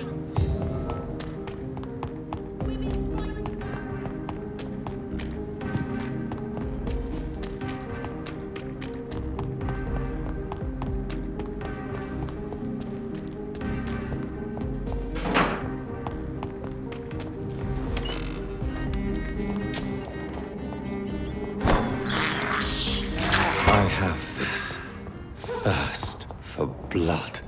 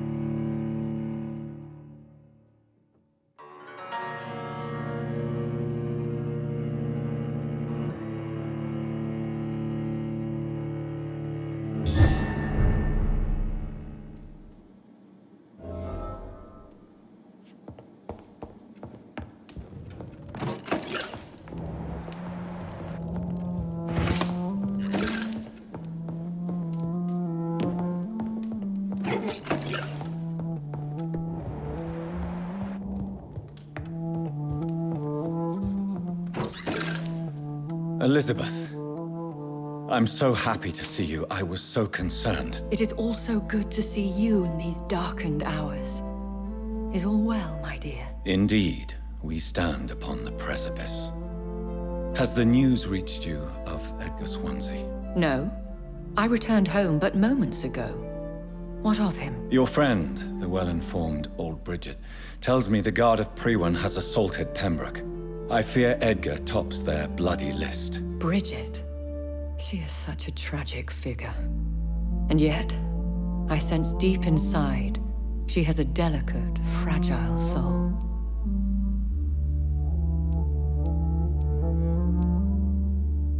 Indeed, she has. I'm glad you like her too. Once this is all over, I will study the sewer skals. I fear I have made terrible mistakes, founded upon erroneous preconceptions. I was concerned for your safety. McCullum draws too close to you for my comfort. Fear not. I've evaded the hunters for many a year, and I intend to stay far from their gases, flames, and spikes. Now, speak to me of Dawson. I convinced Aloysius to embrace death as the ultimate gift of mortal life. I believe he found peace in the end. The cost must have been heavy indeed. I am proud of you, my love. Ascalon has defrocked me and threatens to hound me from the city. This was, no doubt, inevitable. You did what you thought was right at the time. One can ask no more. The important task now at hand is to help poor Edgar. Now I am assured of your safety. That is precisely my intention. Good. Now go, my dear, and return with good news with the greatest haste.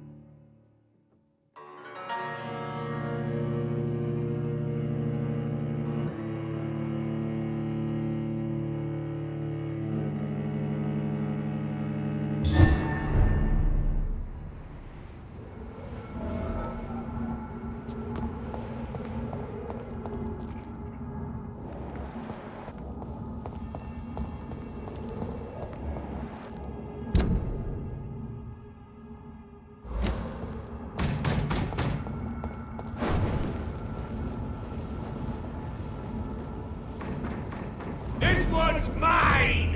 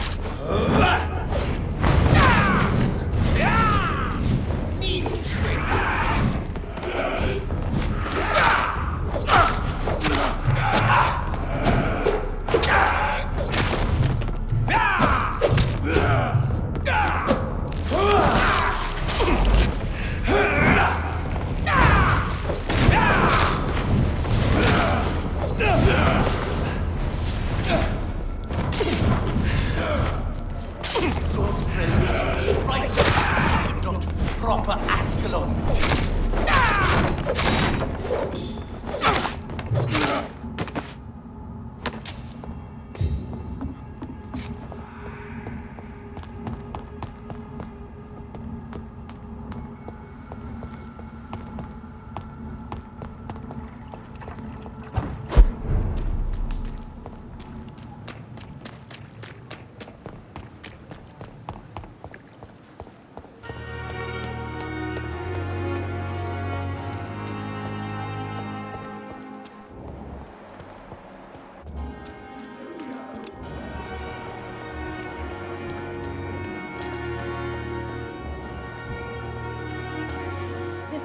Good evening. Good evening, Doctor. I'd like to... Wise choice, Dr. Reid.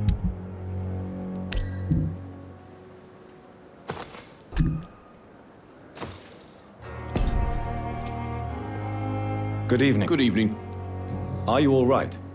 I heard the hospital was attacked. For months I said this day would come. We should have armed ourselves. Riots are rising. The end is near. Goodbye, Milton.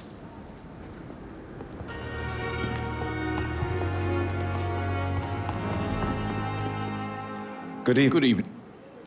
I'd like... Wise...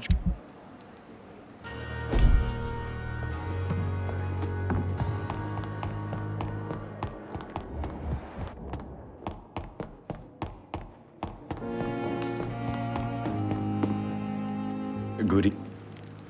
Please show... Of course.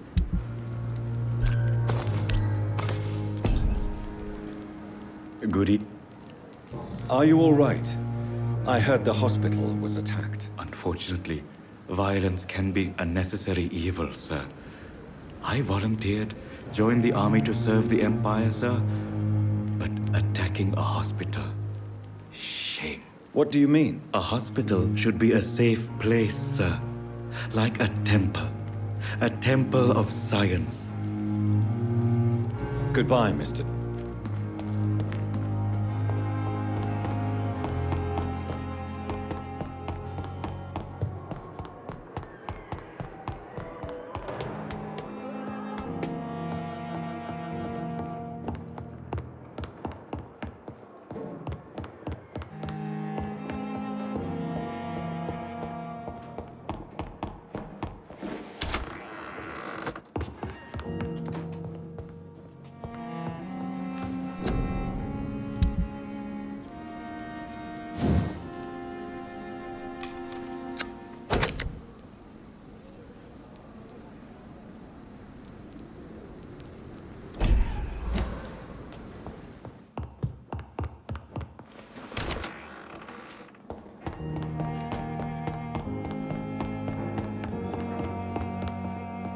Those bastards.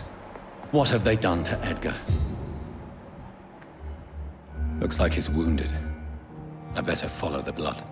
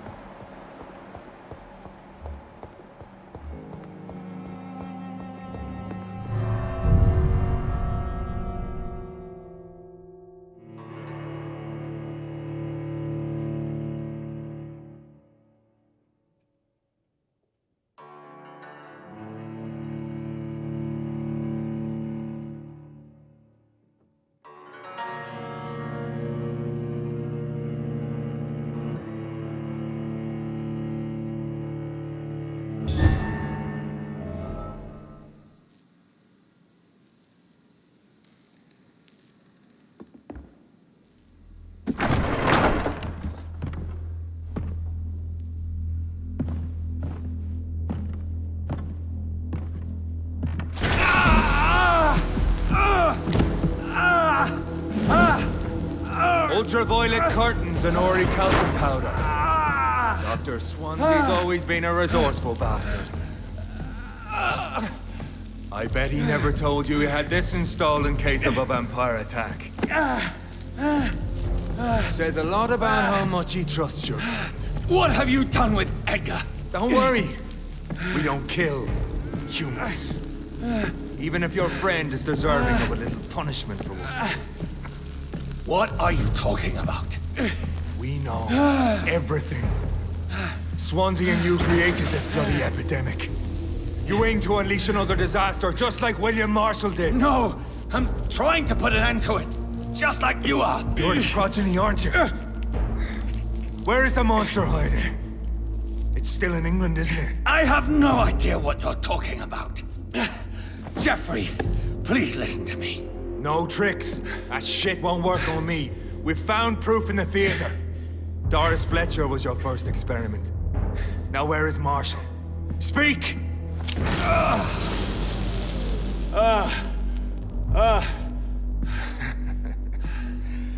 So much for modern technology. Time for the tried and true.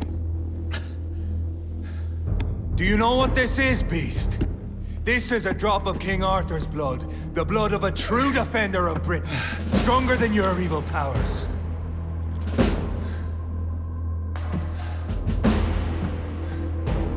This is ridiculous. We're losing precious time. True enough. Soon I'll bring your head before your coward of a father. Close your eyes! This is gonna hurt.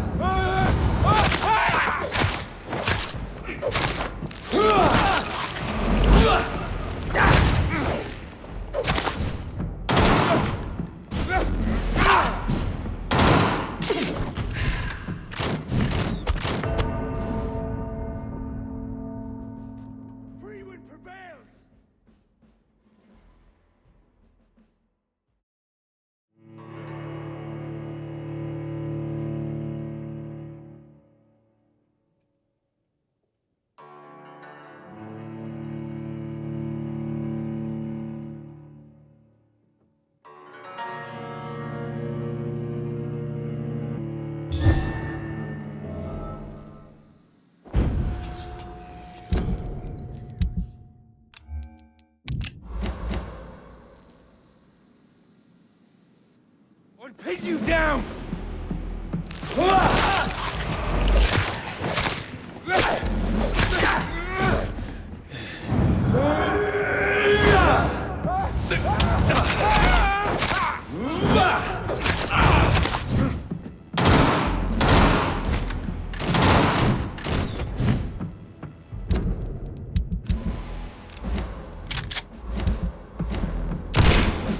Come on! The blood of a true defender of this land will protect me. I know!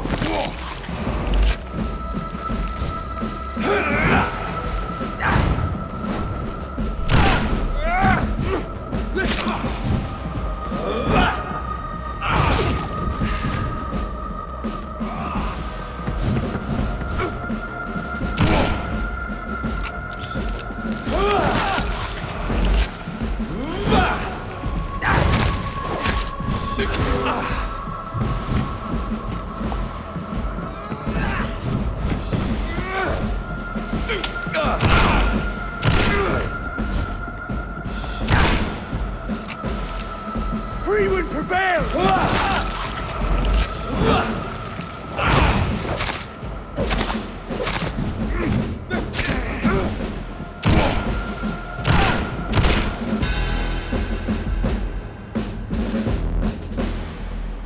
We are the guardian of justice. Freewind shall prevail. You can't accept the fact we're not enemies, can you? We always have been, and we always will be. Of all the evils that threaten mankind, your kind are the worst.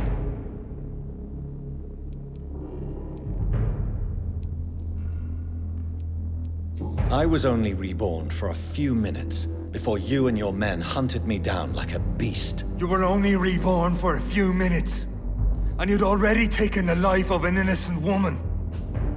There is no way you'll ever let me be, McCullum. You'll always hunt me down, won't you? There is no escape, Leech. Kill me now, for there is no way you can sway me to your ideals.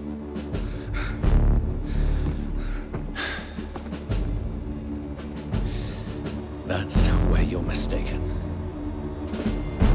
What do you mean?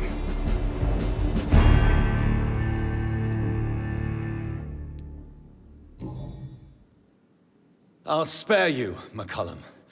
I'll offer you the mercy you never offered me. What is this ruse? This is no ruse, McCullum. This is me letting you go. After all, you and I are both trying to save this poor country in our own way.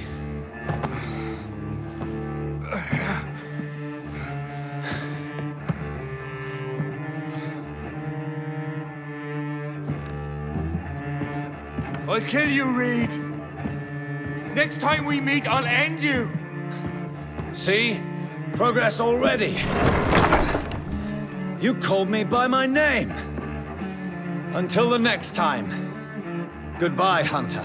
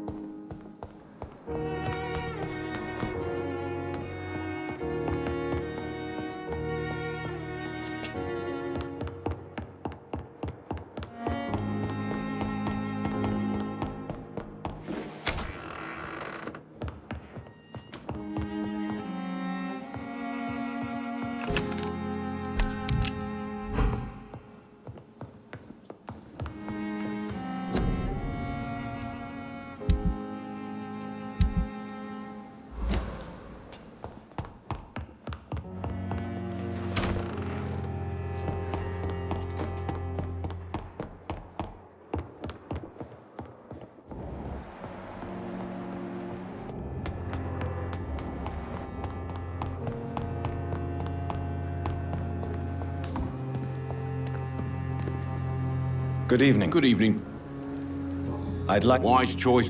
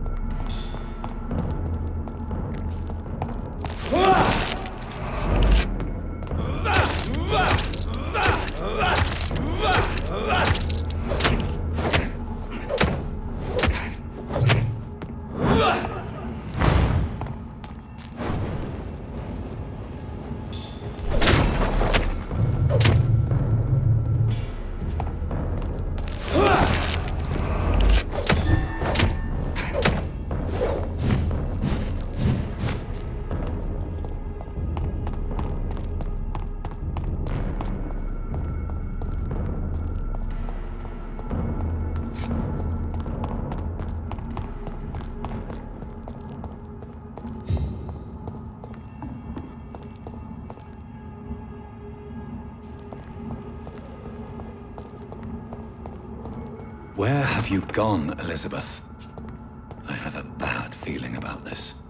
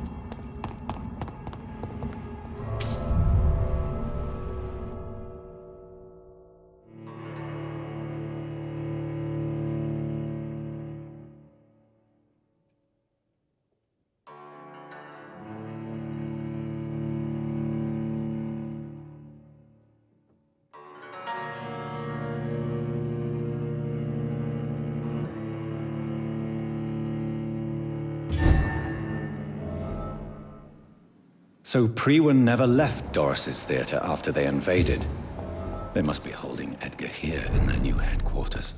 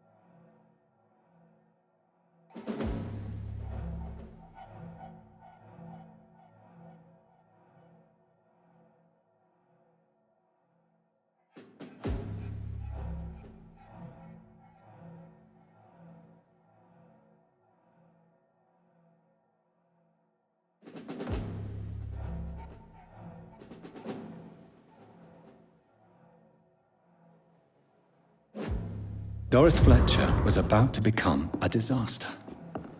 I'm getting close to having all the evidence.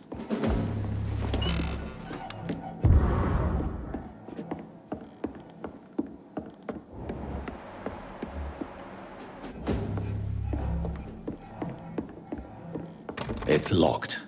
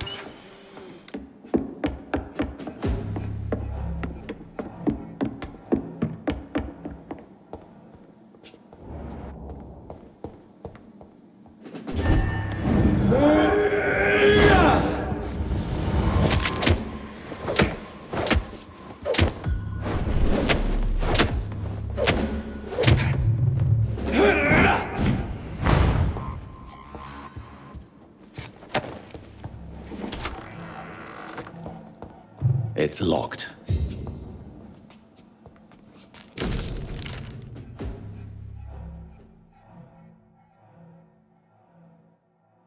I should find the key to that.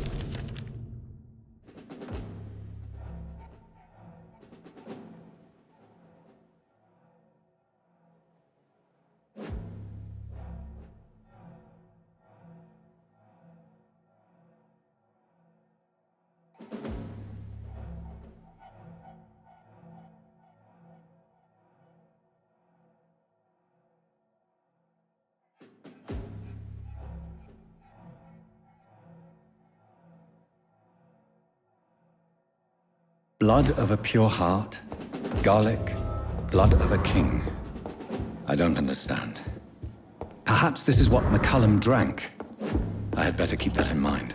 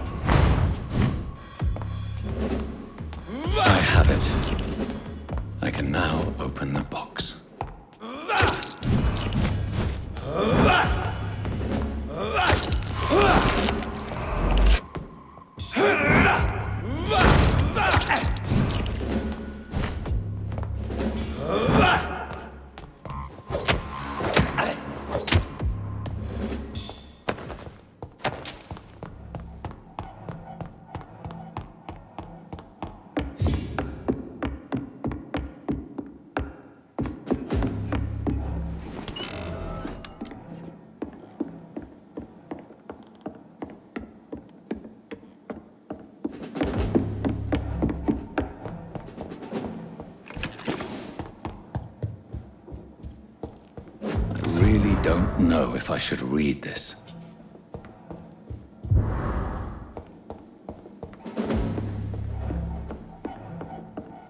I cannot enter.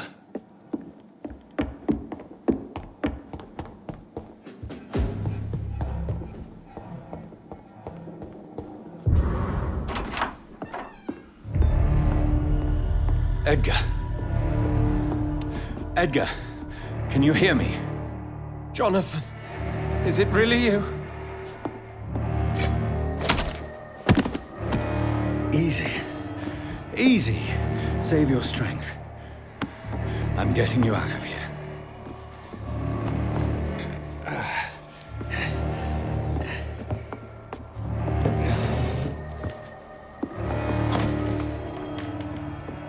Don't try to spare me. As a physician, I know all too well when it's too late. Punctured lung, broken ribs, and internal bleeding. An accurate diagnosis, wouldn't you say? Edgar, what happened? They wanted me to confess. Beat me black and blue. Jeffrey McCullum ambushed me at the Pembroke Hospital. He was convinced you and I were responsible for the Skal epidemic. I never imagined that self-righteous fanatic would dare to attack us in the open. What became of him? To prove him wrong, I let him go. Really? Are you sure that was the wisest course of action? Time will tell. The most intriguing part of his accusation was that you and I were the pawns of some ancient vampire. William Marshall. Yes, they tortured me to make me confess the same nonsense.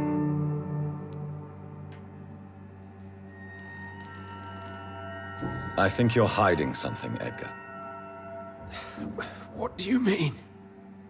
William Marshall, for example. You speak of him as if you know him. How is that? Jonathan, I cannot say I'm ready for another round of questions. Why would the Guard of Priwen believe you and I created the vampire epidemic? Maybe due to our profession? Because I offered you shelter in my hospital. What can you tell me about William Marshall? Not much. History paints the story he was the greatest knight who ever lived. Amongst the immortals, he had a yet greater legend. Why is the Guard of Priwen so obsessed with him? He was the only ancient vampire to escape the first great hunt launched by the Guard of Priwen in 1854. They believe he's an evil creature plotting his return. Why would he deserve such a reputation? I cannot say. The Brotherhood of St. Paul's Stole has next to no intelligence on him. All I know is that he's supposed to be the oldest of all the British vampires. While investigating the epidemic, I read some of McCullum's findings. I think you have some explaining to do. I have nothing to hide, Jonathan. Nothing at all.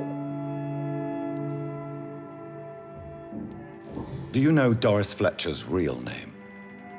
No, I'm afraid not. Her real name was Doris Jones. She was the daughter of Harriet Jones. What do you want me to say, Jonathan? Do you remember when we suspected Sean Hampton of killing Harriet Jones? Yes. The terrible episode that came as a shock to us all. Harriet Jones faked her own death. When I found her in the sewers, she confessed she wanted everybody to pay for what happened to her. That woman was extremely bitter, full of hatred and festering anger. Doris Fletcher visited her mother at the Pembroke Hospital. That's how she first got infected. I know nothing about that. Miss Fletcher once came to visit the sick. That is all I know. No, Edgar, there is more. Doris Fletcher was Harriet Jones's daughter. They exhibited the same symptoms: blind hate and strong physical mutation. What does this sad story have to do with us? Do you know where we are? Doris Fletcher's theater. This is where that hateful creature plotted to spread the epidemic across London. I only briefly met Miss Fletcher once when she visited the Pembroke Hospital. You say it was to see her mother.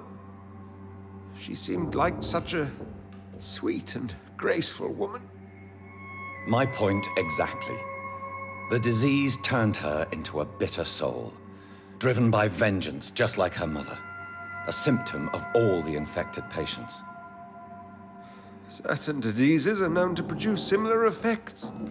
Rabies, for example. And rabies is not the devil at work.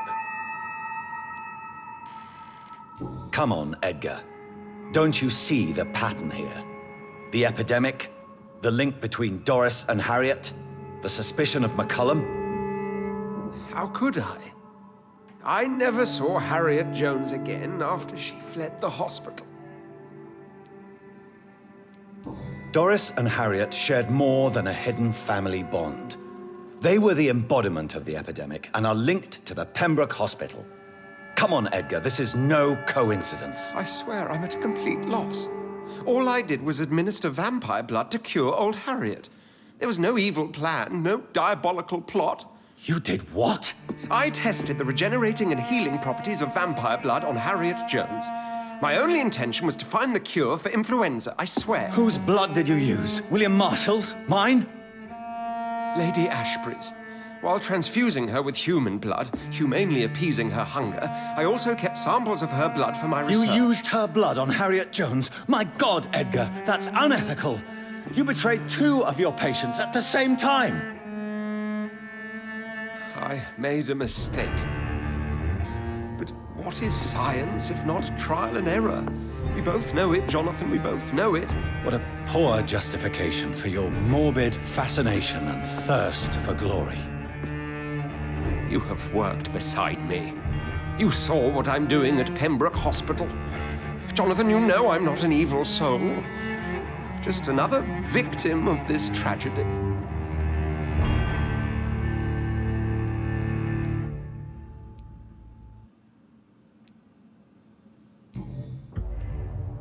No, Edgar, you are not going to die.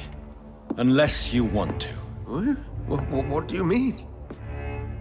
I can save you, Edgar. I can turn your broken body into one like mine. You truly would? After all I've done, after all that's been said, you would offer me this gift? I have no way of knowing which punishment would be worse, Edgar. But it is not for me to decide. So? Oh, please, Jonathan, please. I beg you. This is what I've always wanted. This is what I've always searched for. Very well, then.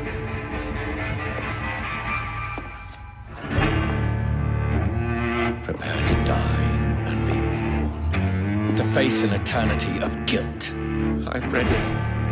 Oh, indeed, I am ready.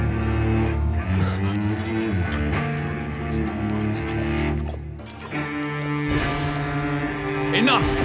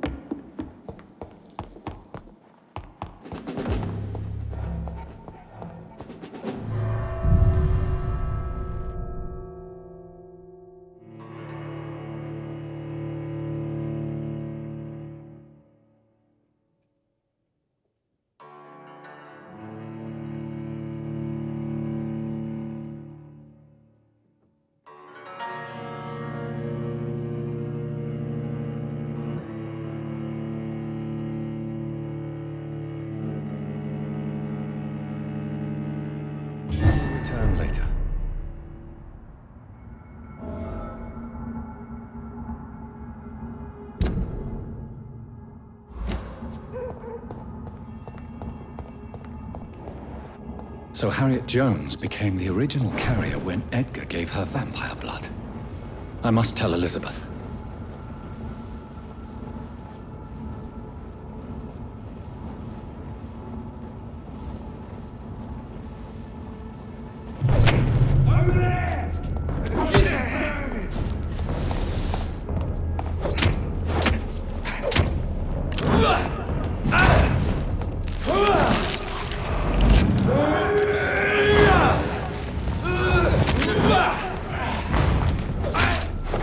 Want some of this?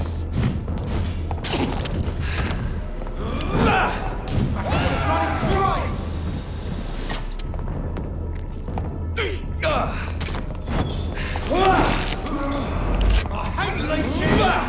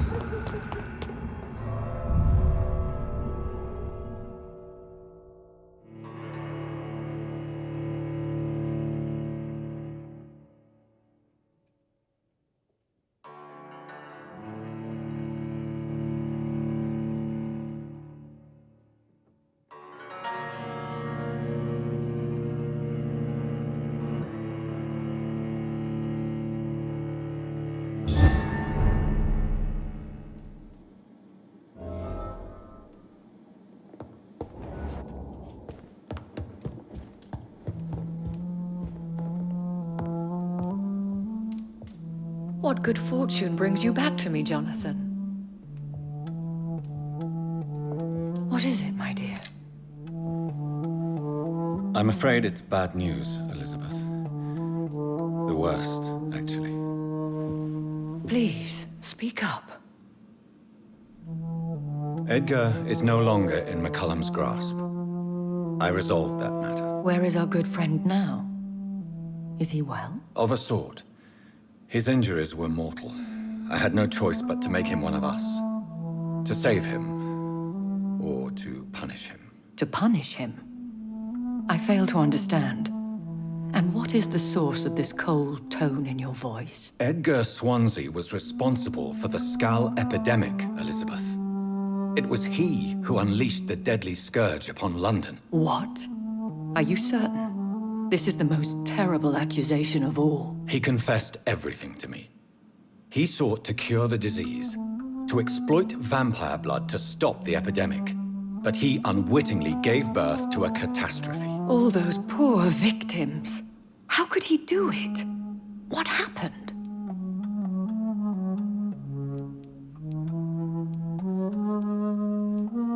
Edgar gave no heed to ethics. His theory could have been proven to be correct, but he abused the confidence of his patients to test it. I must say I'm shocked, Jonathan. Who would have thought it? And the poor patient. Let me guess. It was Harriet Jones, was it not? Yes. That explains how Doris Fletcher was infected, and how she became an Ichor. She secretly visited her mother at Pembroke. Then we have no choice. We must act quickly, Jonathan. We must return to the sewers and put an end to the threat poor Harriet embodies. I have one more matter to discuss with you. Harriet Jones was the primary case, but do you know what a healthy carrier is? There is a tone in your voice that frightens me, Jonathan. What are you trying to say? It was your blood Edgar used for his experiment on Harriet Jones. What?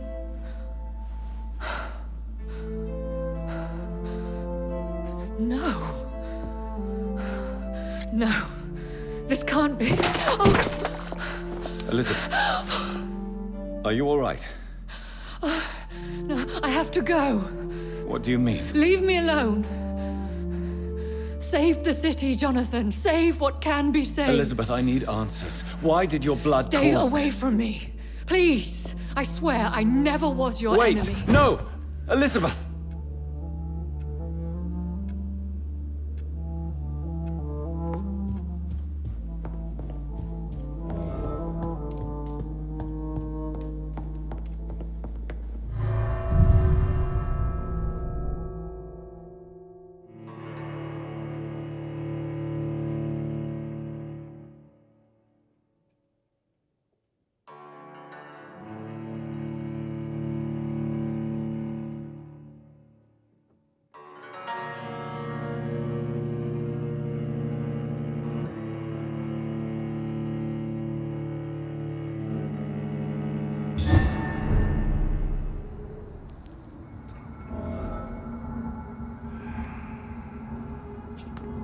Now would be a good time to blend the recipe Marshall used when he fought the disaster. I think I know where to find what I need.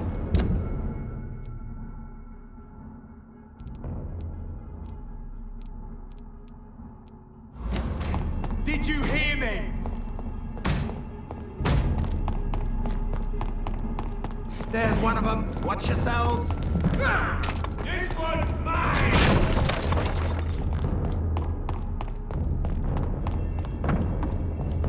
Lord, give us strength.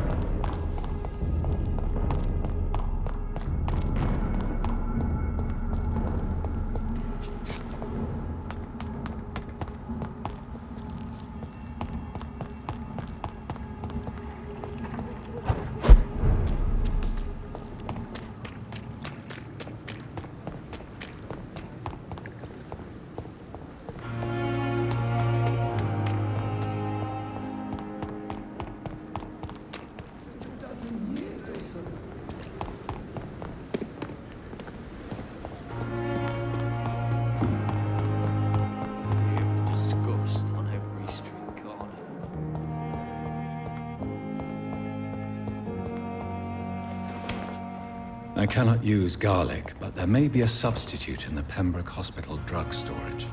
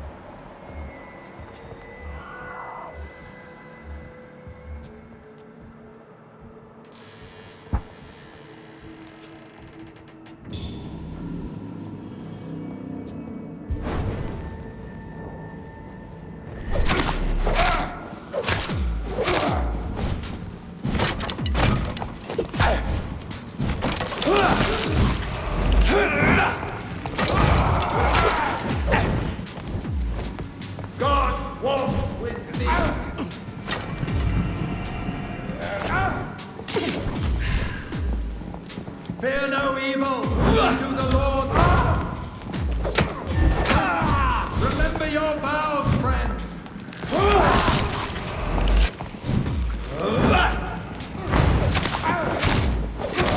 Oh my God.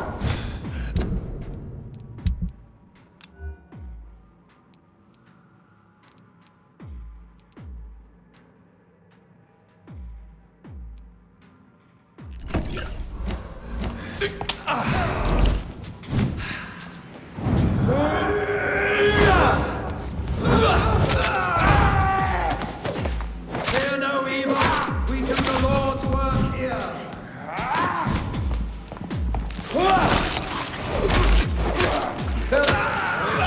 It's done for him. Away with him.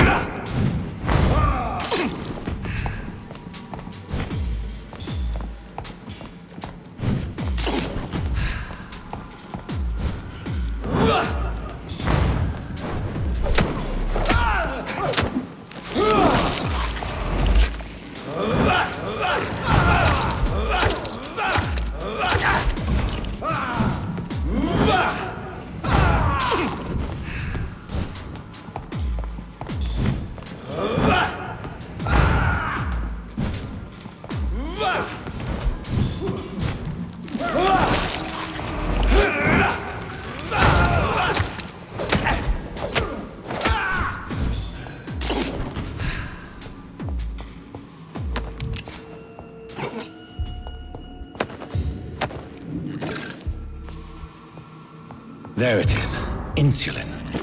Much more efficient than garlic against blood poisoning and sepsis, and much less dangerous for me.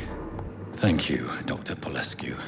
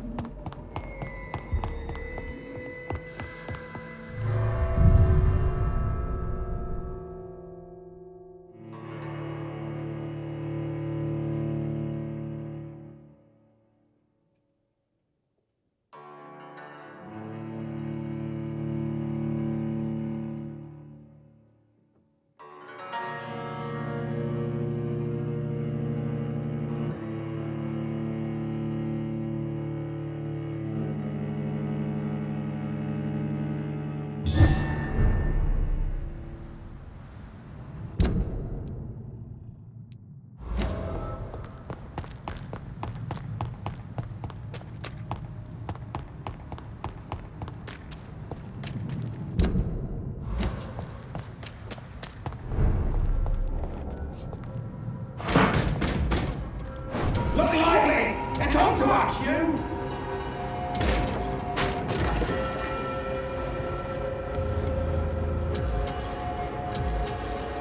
Die, vermin! Kill it all, you deserve! What's the leech, boys?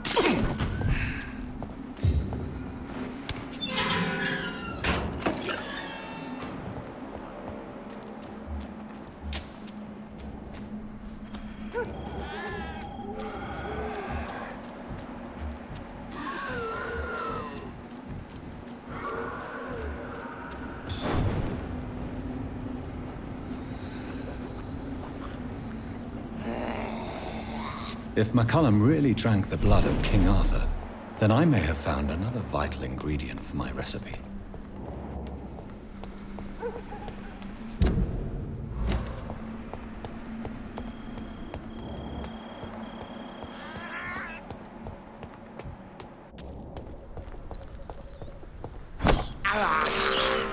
This is despicable.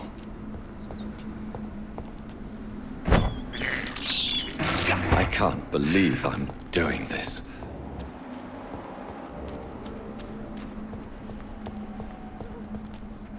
Good evening, Vampire Hunter. Are you here to end me, Leech?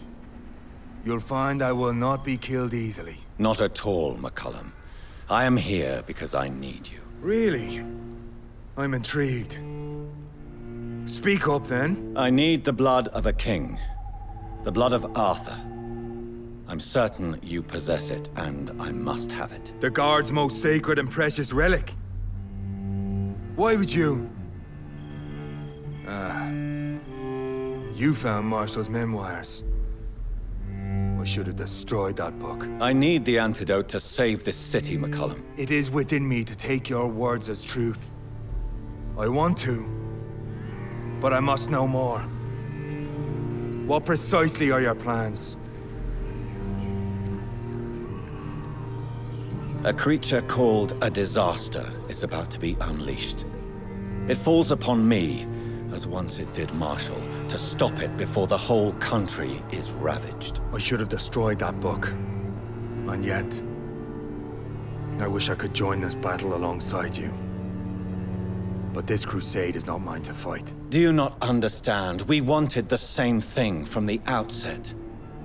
A means to end this vampire epidemic. Not enemies. Maybe that is so. Take it then. I see no other hope for this city. If this is some trick, you will be damned, Dr. Reid. Thank you. Can we speak more? Indeed. Why not? Why are you here? The man who raised me after the brutal murder of my parents. He's buried here.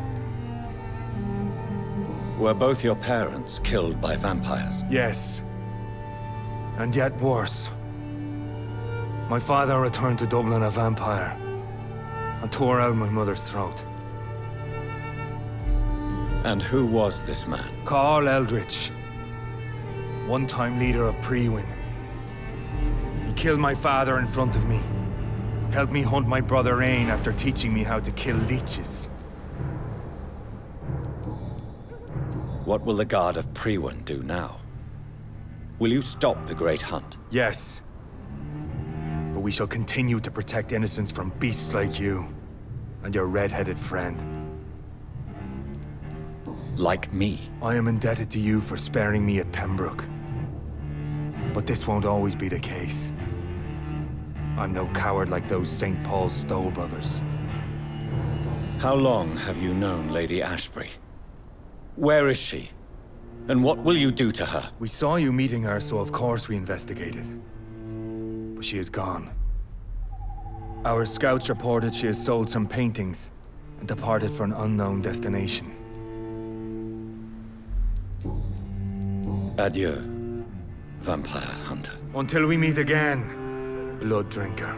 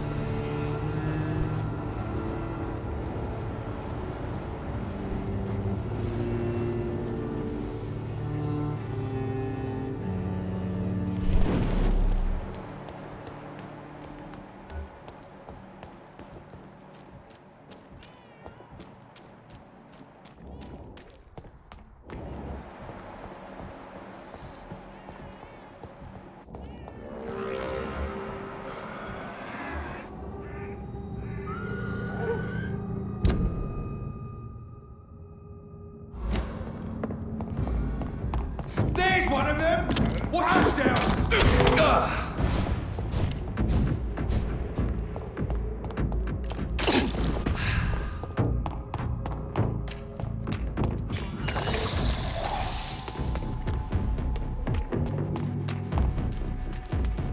You Londoners are no match for me!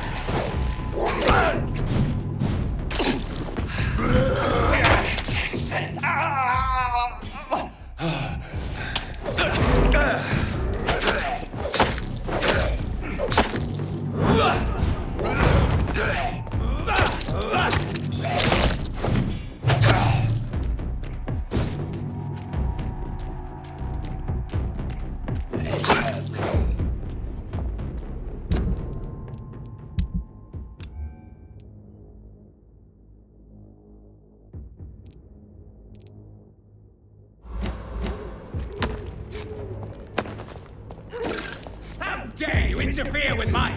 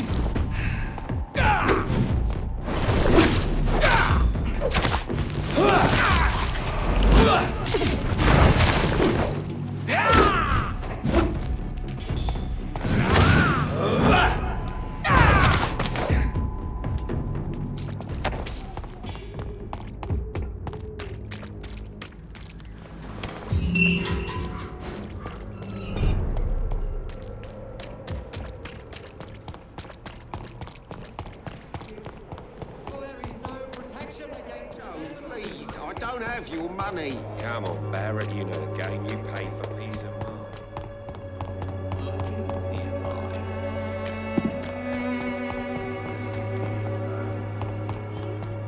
Is no match for the Swanborough cordial.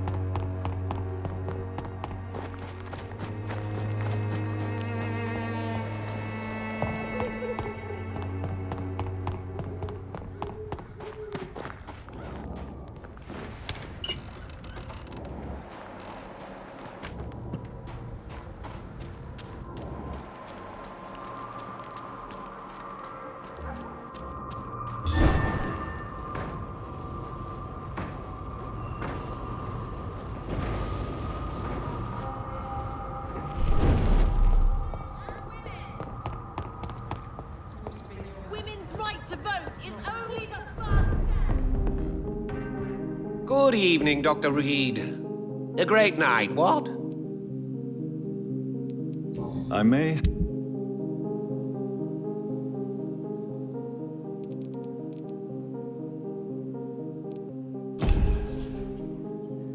Good. Calhoun, tell me about your relationship with Doris Fletcher. Oh, Doris. Cold fire and burning ice trapped in a perfect body. Our passion was as intense as it was brief. What an actress. How did you meet her? On a boat to France before the war. She was thinking about a career in Paris, and I was eager to try French gastronomy. We both returned disappointed. I expect you've seen her on stage, too. She really is the best actress of her generation. Such frailty and such strength at the same time. I hope she'll play again soon. She's been away for too long. You sound surprisingly sad. Have you regrets? I think of her as a divine dish. I'm glad I was able to taste it, but I regret I could only get a bite of her mystery. You really loved her, then? She fascinated me, Dr. Reid. I can't imagine what she must have endured through her life to reach such a level of emotion and sensibility. So, did you try the restaurant I recommended? Oh, yes. I can't thank you enough, my dear doctor. Exquisite, but expensive. But what is money made for, if not for little pleasures?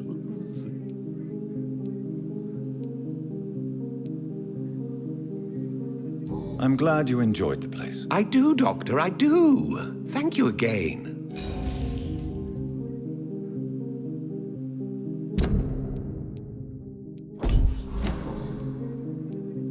Goodbye. It has been such a long time since I last prayed. Whose blood could be purer than that of William Marshall? Lord Redgrave will have to spare me a drop. Sir, you are not welcome. Don't let any strangers come into your house.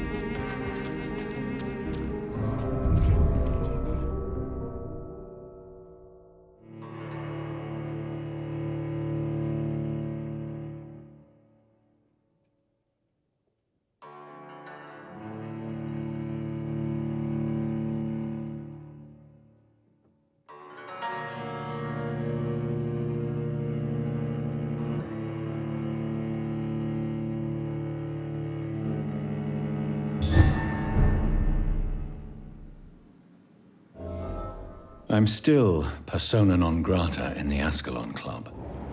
If I want to speak with Lord Redgrave, I'll have to improvise.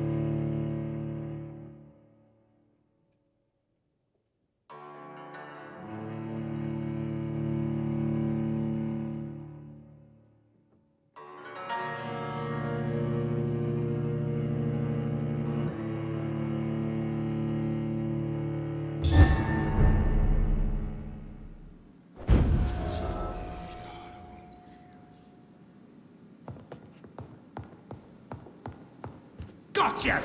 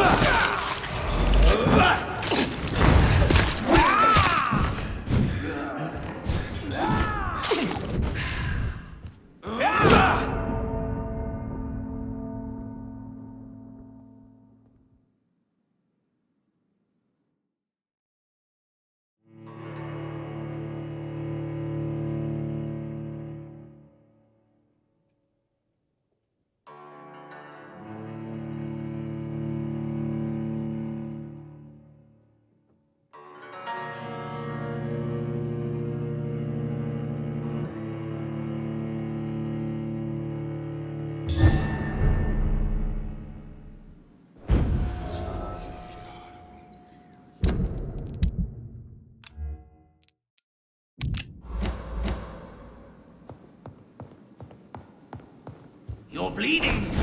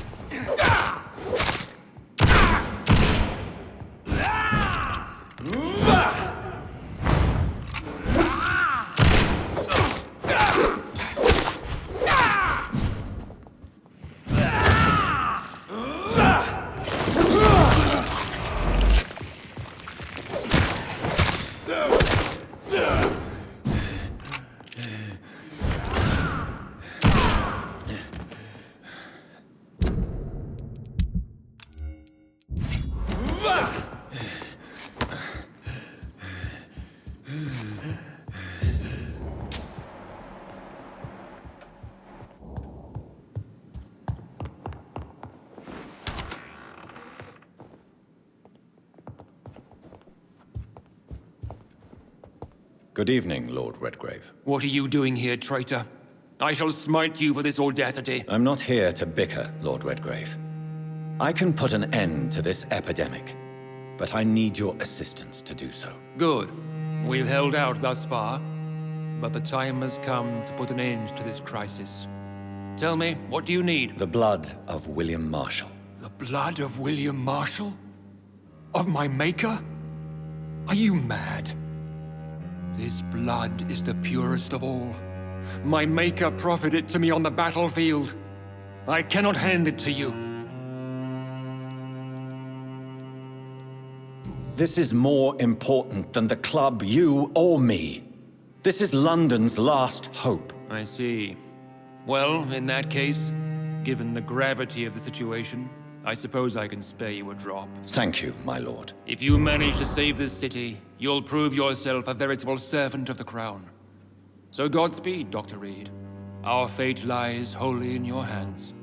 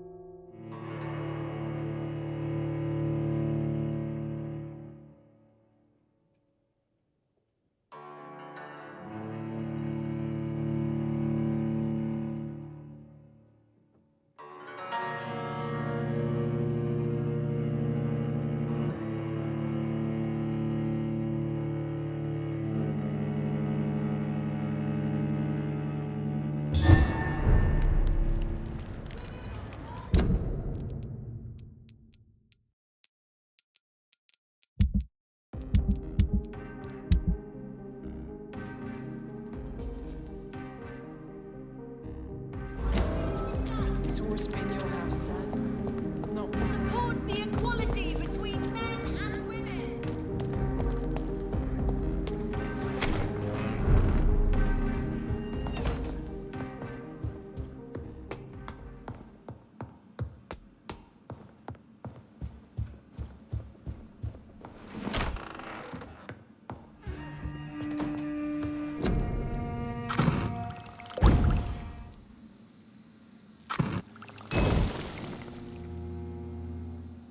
The blend seems stable. Time to go and find Harriet in the sewers.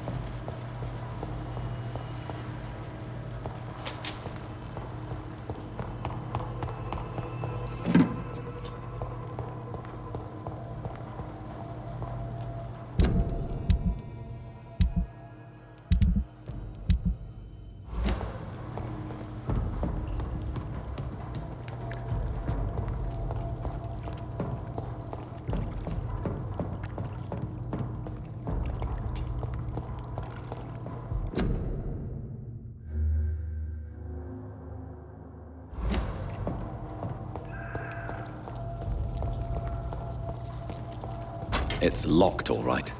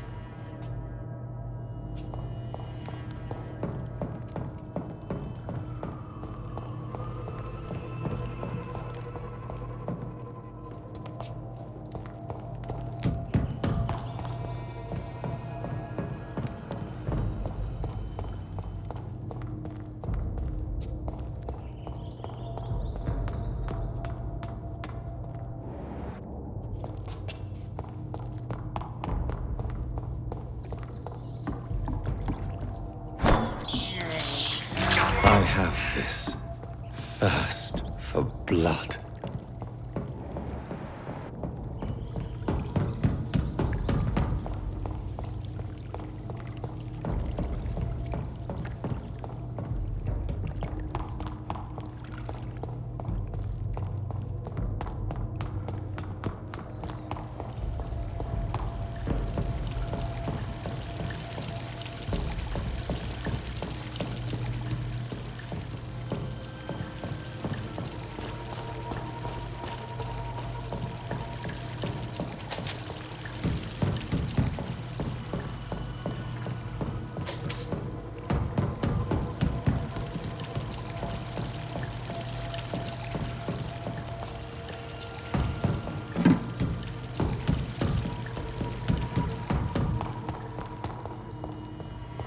It's locked.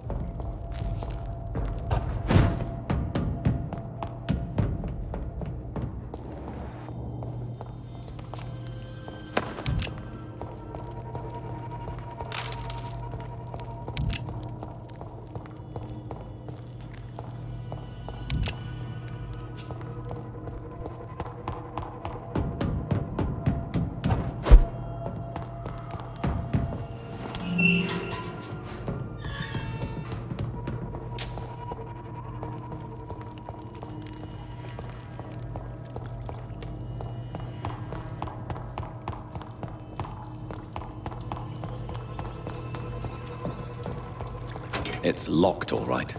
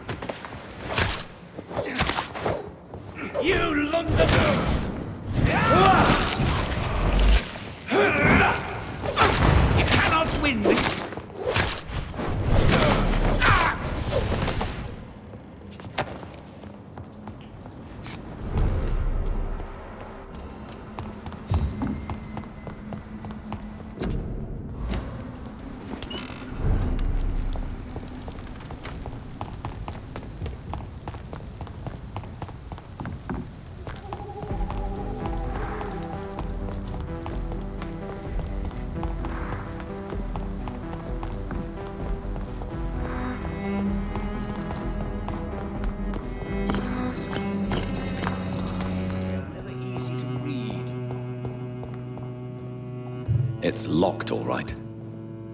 Good evening. I found your notebook. The one the guard of Priwen stole from you. And you brought it back to me. That's excellent news, Jonathan. Were you able to keep yourself from reading it? Yes. I give it back to you untouched. Then, my friend, you deserve a little something to reward your fortitude. Please, have this, with my gratitude. What's in the notebook? I can't answer you, Jonathan, since you chose not to open it.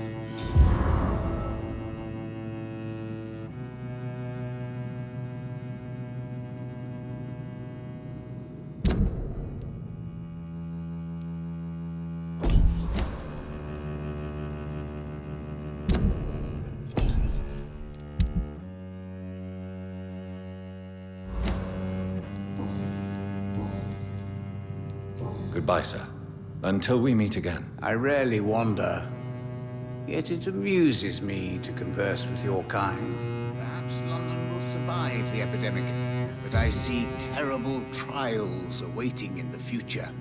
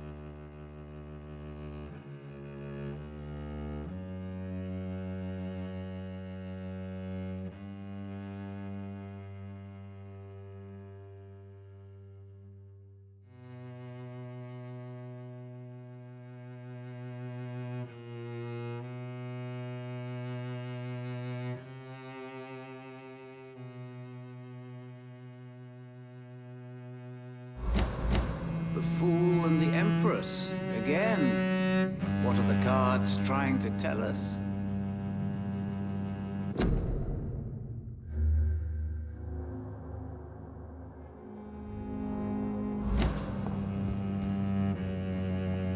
Good evening, Jonathan.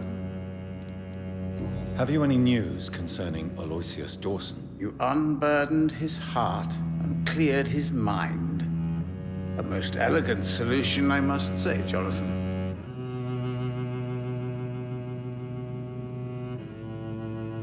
Goodbye. I rarely... Cards never lie, but they are never easy to read.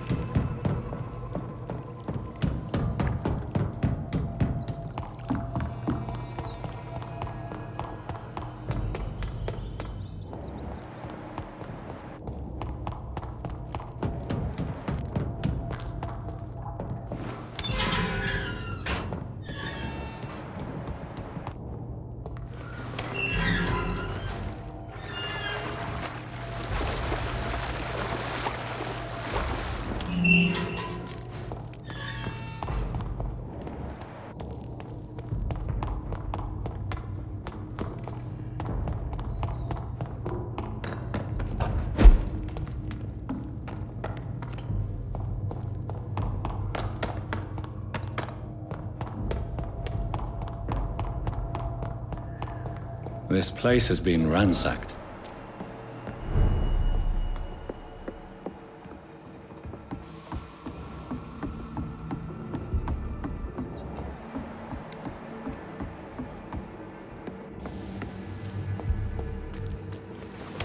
Where has Harriet gone?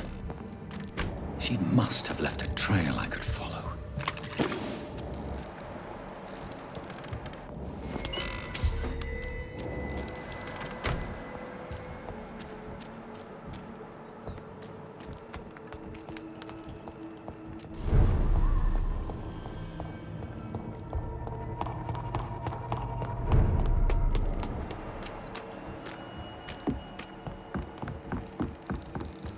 They've all been slaughtered.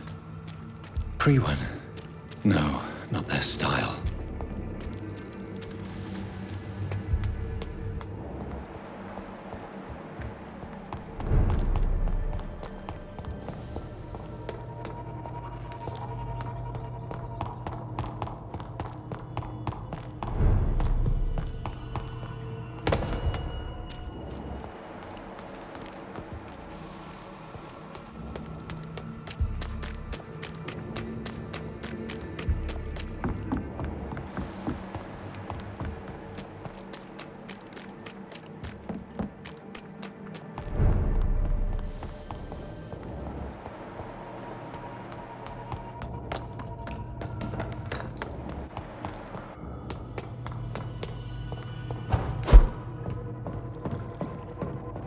Where is old Bridget?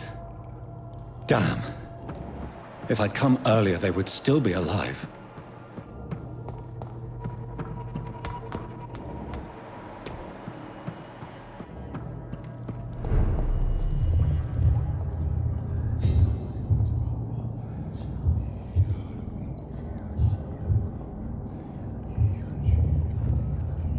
Take not a step further, child, for you are unprepared. You, at last. I wondered when you would show your face again. Step away. We have nothing to discuss. Desist, child. You cannot confront the monstrosity unleashed upon this land without due preparation. I shall not allow it. All right. But no more riddles. Enough of the obscure songs and prophecies. I ask questions, and you answer them. My words have been as clear as crystal lakes, my child. You seem unwilling to drink, to listen, to learn. Why did you choose me? Only you could provide a modern, scientific answer to this ancient, mystical threat. What kind of modern answer? Disease, contagion, and contamination. How they course through veins is your dominion, my child. Your choices have made you. Only you can save this land. Speak to me of this ancient threat. The blood of hate. Vessel of the wrath of the goddess. When she awakens, a disaster will be born into this world, for she is hunger and anger. What is your true appearance? I do not understand. This is who I am. Blood? You are made of blood. Surely you are joking. Why would I? And no, I'm not made of blood. I am blood. Blood is what I am since my birth and for eternity. But who are you really? Tell me your name. I am your maker. I am the servant of the Red Goddess and protector of this land. I have many names. Just give me one, then. There are those who call me Myrddin Wild, the Wild Horned Man. But I never was a man. I was born out of blood. I'm here to stop Harriet Jones. She is the original carrier. The well from which this corruption flows. I have heard you, but be wary. Harriet Jones's mind is no more. She has metamorphosed into an apocalypse. Born from, drenched in, and driven by the blood of hate. What is the blood of hate? It is the curse of the goddess. It is the hunger in you, the need for blood, the will to strike and to punish, to spit in the eye of God. Tell me about this disaster, creature. I know London fell victim to such a thing in 1666. A disaster is pure anger born through blood. Its name means bad star, for they only appear when our queen unleashes her unquenchable wrath upon the world. And who is this queen? She is the Red Goddess, the queen of blood. In my youth, 100 lifetimes ago, she was worshipped as the Morrigan. She is my mother. She is yours, too. The Morrigan? The Celtic goddess of war? Is this a ruse of some kind? She has been worshipped in many forms throughout the ages. The true nature of the Red Queen is beyond your comprehension, eluding even mine. But know this, she is a vengeful mother. So the disaster is some sort of accident. A disease vampires carry dormant in their blood, waiting to emerge. That's your modern answer. But a disaster is at the same time both less and more. Tell me what it is then, in your own words. A disaster is the pure will of our queen. Whenever she dreams of walking this earth, she awakes in this putrid vessel. I only wish to know how to put an end to this epidemic. To perform an act so noble, you must protect yourself from its poisonous kiss, my child. I know. McCullum used such a serum when trying to kill me. However, I have produced a more efficacious version of the antidote. Your final task awaits you at the end of these tunnels. I've known for ages you were worthy of this challenge, my champion, Bittersweet. What will happen thereafter? What future awaits me beyond these dark tunnels? Your fate, my child, and the fate of this land. A disaster is about to enter this world to smite us all and teach us humility. You are our final hope. Will it be over then? Once I've defeated this creature? Yes. The threat will dissipate like so much smoke, for you will have purified its source. And then what? What will become of me? How would I know? I am no god, and your fate is in your own hands. For you are our champion. You tricked me. My sister died for your schemes. I have brought suffering and tragedy into this world.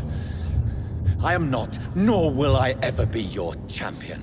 Very soon you'll come to know that sacrifice is sometimes necessary. I understand the grudge a child bears towards his father and mother. Be brave, my child.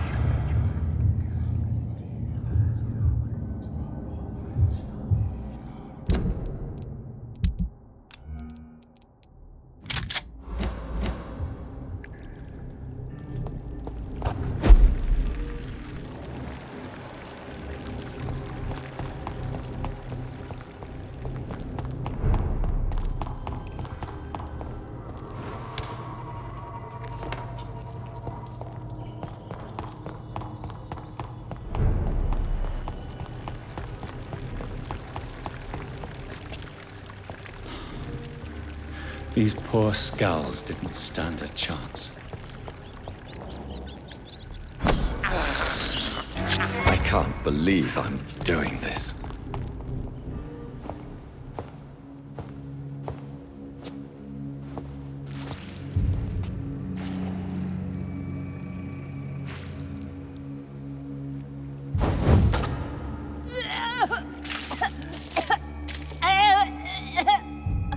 Oh, I'm sick.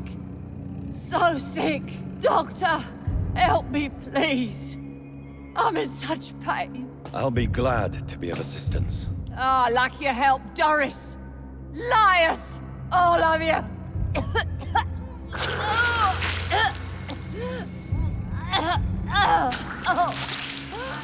My poor baby. I've been such a bad mother. But the Queen herself forgave me. Gave me another chance. Harriet, you must stop all of this. I can't let you infect anyone else. How dare you interfere with the Red Queen's plans, Doctor? How can you stop the course of nature? My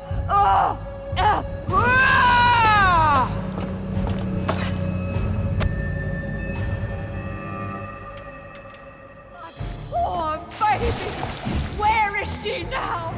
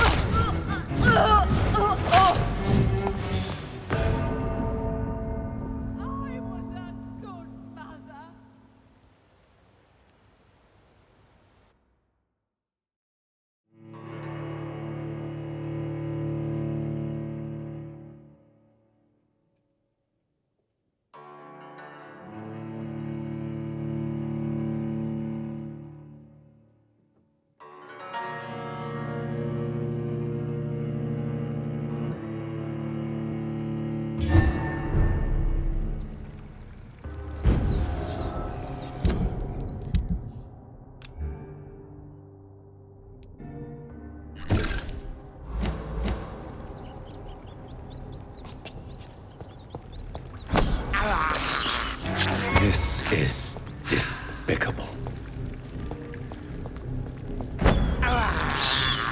I have this thirst for blood. Nobody ever helped me. I've been alone. Oh!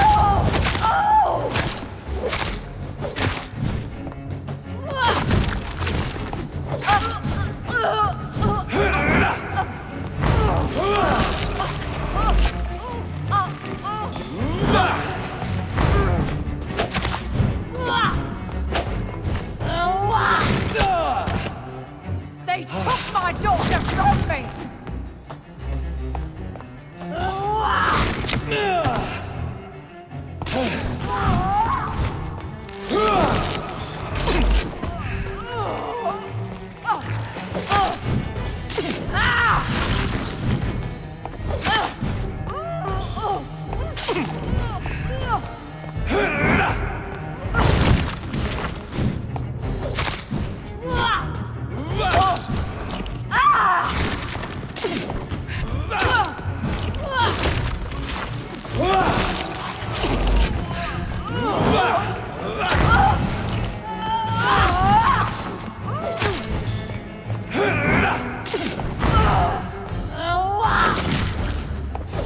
They took my daughter from me!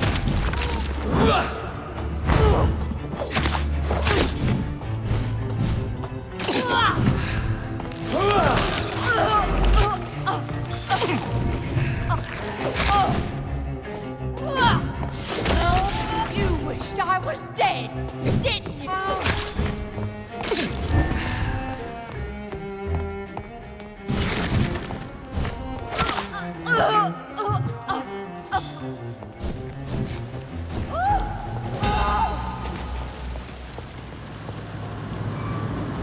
Is this the plan?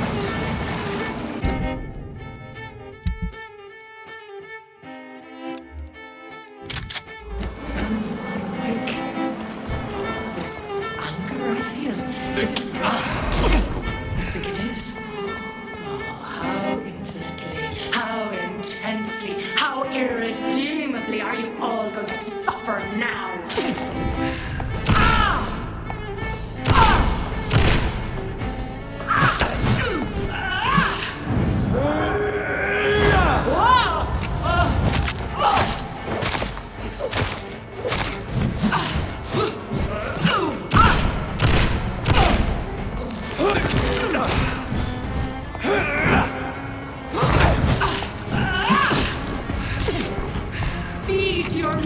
her child.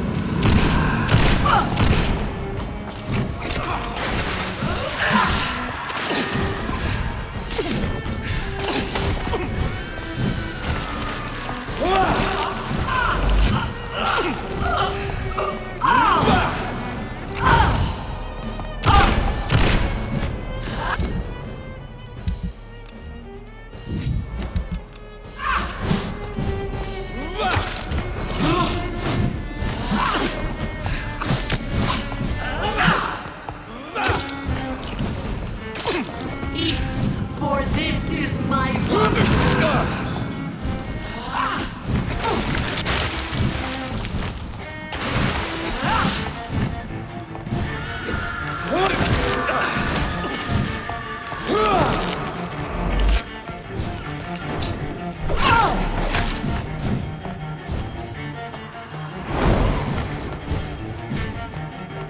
I will reap such innocence, abundance of guilt, spread the crop.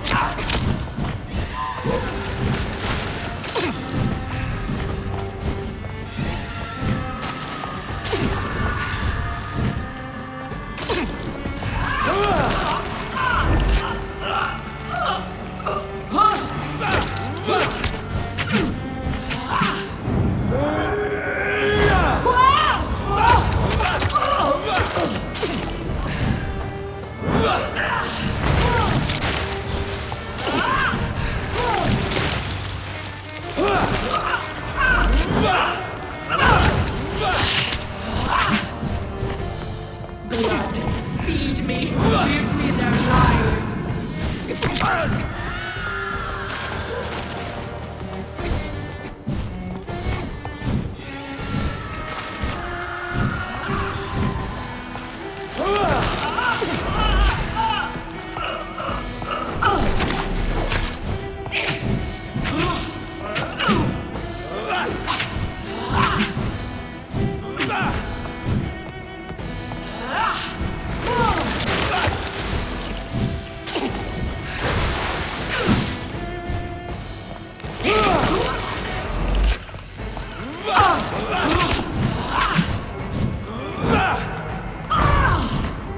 Such innocence, such guilt.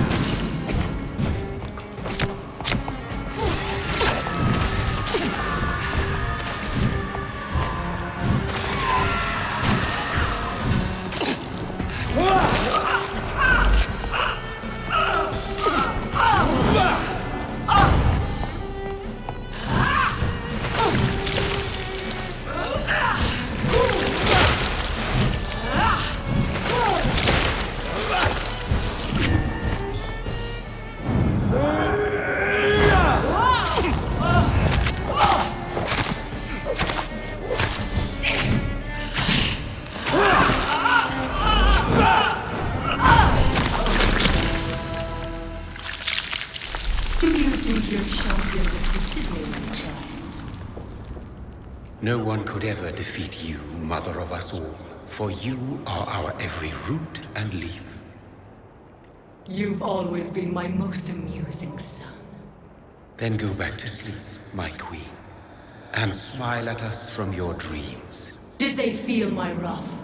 Have they suffered enough? More than ever, mother of us all. Until the next time. Until the next time.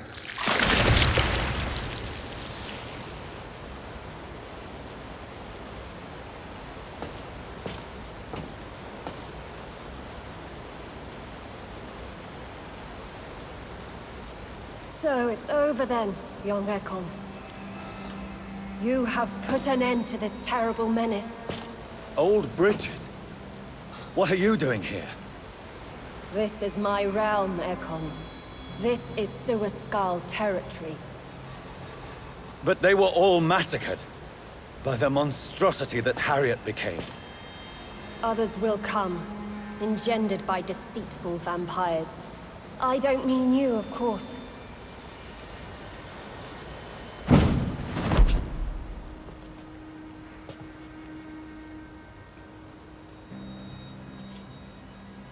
I thought you'd been slaughtered, with all the other skals. I was up above, in search of help when Harriet suddenly turned into that thing. I have no idea what it was. It's over now. London is no longer shrouded in the disaster's shadow. We're all safe. Yes, you prevailed in the end. I hope you'll forgive me for the way I treated you when first you presented yourself at our gate. No need to apologize, really. Perhaps there will be no stories told or songs sung of what happened here today. But I'll know the truth. Jonathan Reid, newborn vampire, stepped forward and saved us all. I'm honored to be part of this city's legend. Thank you, old Bridget. May I ask you just one question? How could I refuse you anything now? I'll answer just as I answered Lady Ashbury when we met a few nights ago. Who are you? Really? I was born with the name Bridget Eleanor Wellington. In 1738, my beloved and immortal husband decided to preserve my beauty and youth forever by making me drink his blood. You were Lord Redgrave's wife. Then the pompous fool rejected you, did he not? It was about 200 years ago. Peace found me in time. And I sincerely hope it will find you too, now that all is over. No, it's not over. I may have ended the vampire epidemic, but I still need answers from the woman I love. I feared you would say that. Go then, young Ekon, and face your fate. Just remember that I'll always be here for you.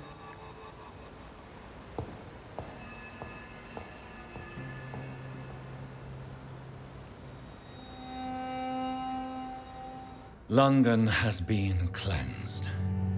This catastrophe came about when an ancient, malignant will crossed paths with mortal imprudence. For now, we are safe. For now. My craving for blood remains. Red like hate, red like hunger. Red as life and death, passing from one immortal to another. From predator to victim. Patiently biding its time to rise again. London has been cleansed for now, but there's a simmering hatred, fear, and old grudges. When will we succumb, mortals and immortals alike? The next disaster is only a matter of time. My only hope now is to catch the woman I love, to understand why she fled, and unmask the secret that has been lurking in her blood for so long.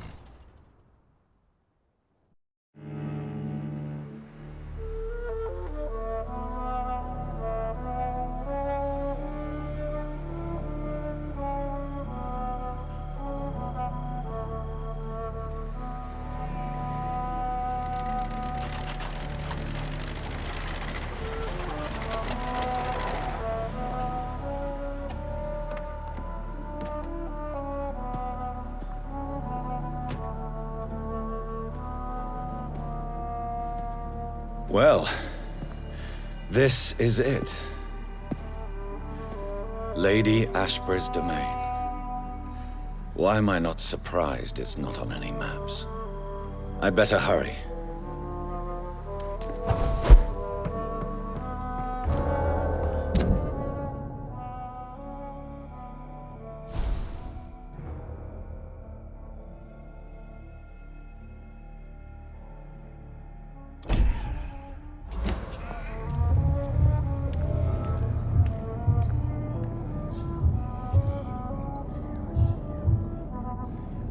Beautiful morn, my child. It looks like dawn is here at long last. Can't you just leave me alone? Your precious queen has been sent back to the bottomless pit from whence she came. The nightmare is almost over. I am here to say goodbye. The sun's warmth exhausts me. Soon I will rejoin my queen in her endless sleep. It is over. You did well. So our beloved mother will just go back to sleep, now that enough people have suffered. Is that it? No, Jonathan. The Morrigan has been appeased because you dared confront her. You have prevailed, my bittersweet champion. And what are you to her? Her counterpart? Her opponent in some timeless game? She is my mother, my dreadful and sour-tempered mother. She is yours too, in a way, but you are not born from her terrible womb like me. You are but a distant child. What does she seek? Revenge? Retribution? She seeks nothing, since she only dreams of it. In the ancient tongue, when I was young, her name meant Ghostly Queen. Pray she never fully awakens, for her wrath knows no bounds.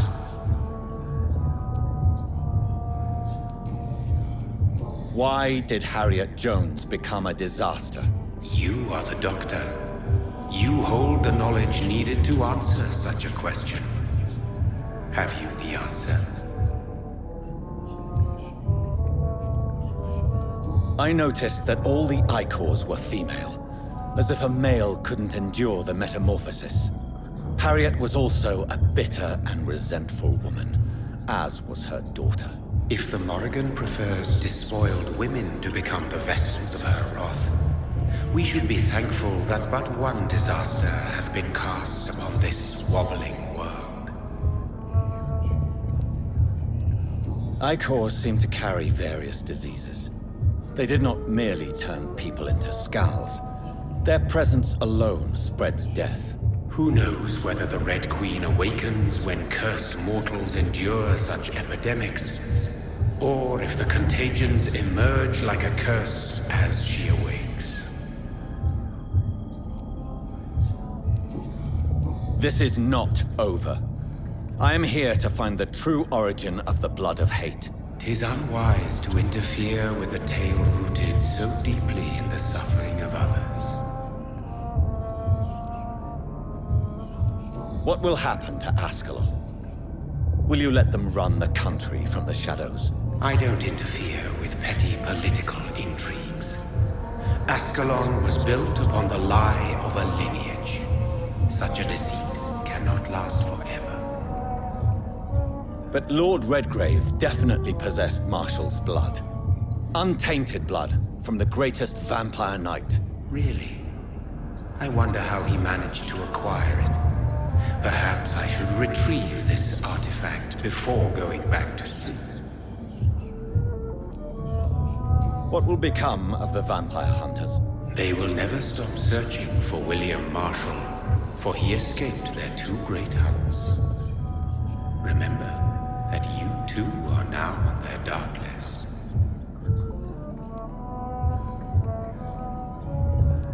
What will become of the Brotherhood? I foresee trouble for them now that your progeny considers becoming the new primate. But I'm certain the current primate has no wish to resign. Exactly. And I am not fully convinced your progeny truly understands what dreadful power he is about to defy. No. I must know why Elizabeth fled here when I discovered she was the original healthy carrier. No, she is not what you say she is. That is a secret you will discover soon enough. And you? Why are you here?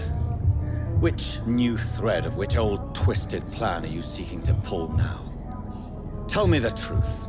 I am just here to salute my sons, and to bid them fare thee well. Your sons? Plural? My God, will you ever stop speaking in riddles? Perhaps I am too old for your spoken language. Perhaps you now have so many subtle words you no longer hear the simplest ones.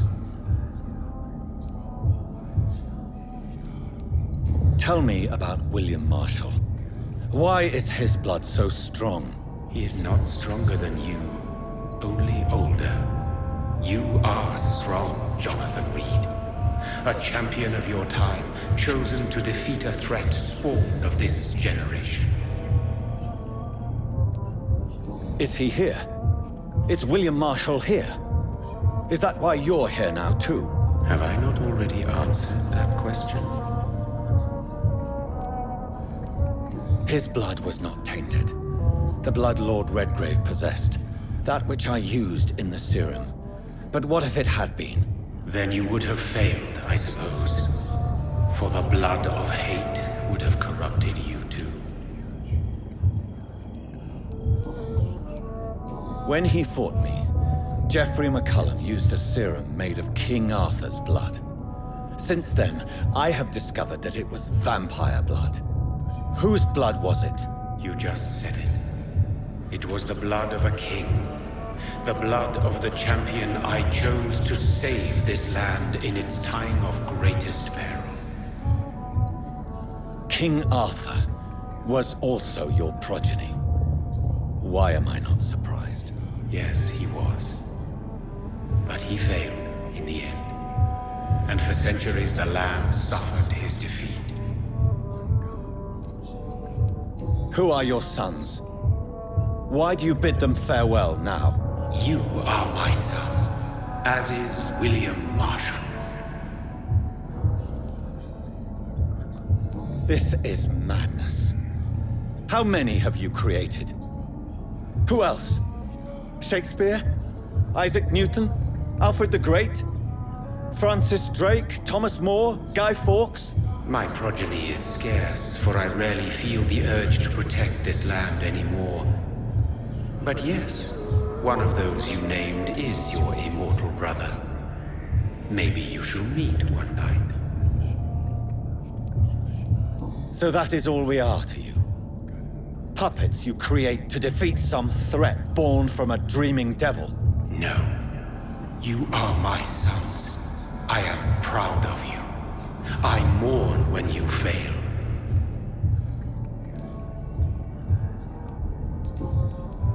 Speak clearly then, and answer my last question. What is it? Did I defeat the epidemic? Now you've found the castle, Jonathan Reid.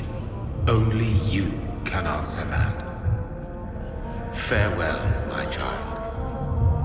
I shall dream about you soon.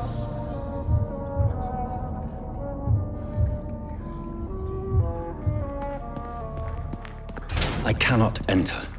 The castle walls look decrepit. Maybe I can find a way to sneak in.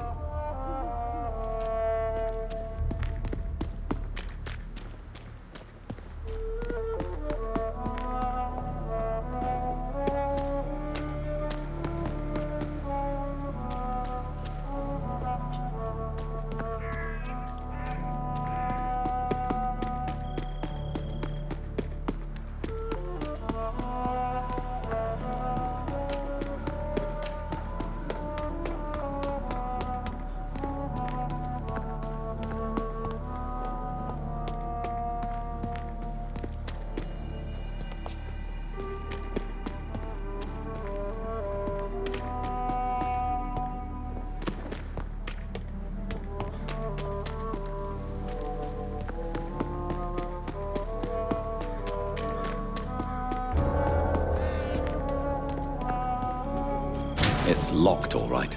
The lady of the manor isn't expecting visitors.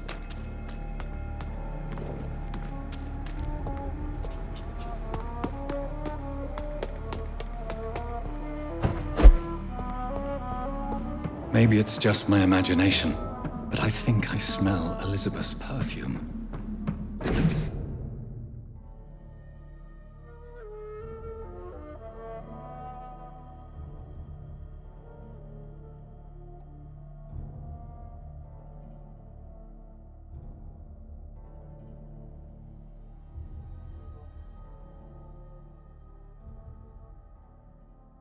She must be here somewhere. This castle is falling apart.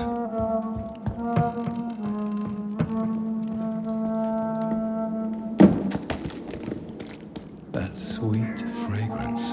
Elizabeth's perfume. She was here, and recently.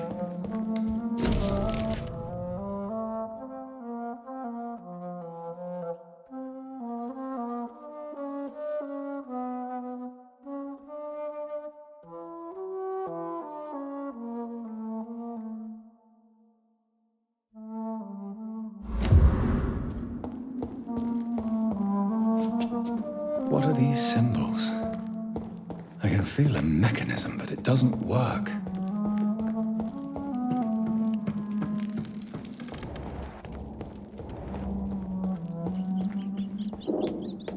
This painting looks suspicious.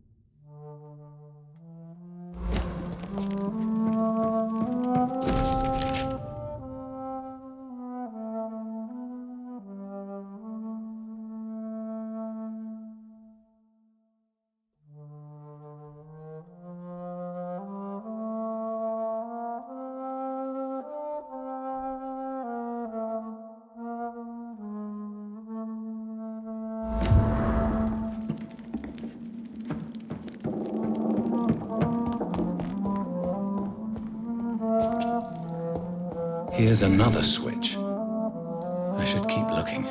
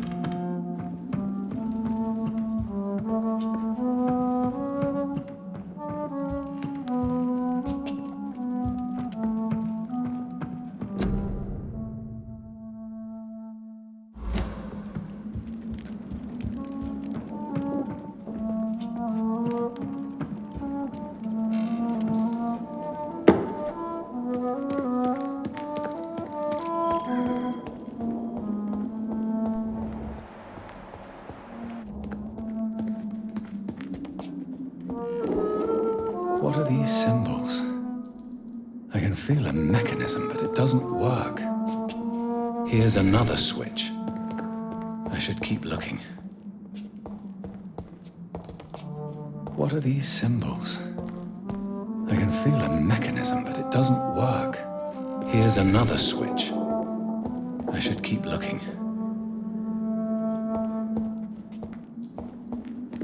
What are these symbols? I can feel a mechanism, but it doesn't work. Here's another switch. I should keep looking.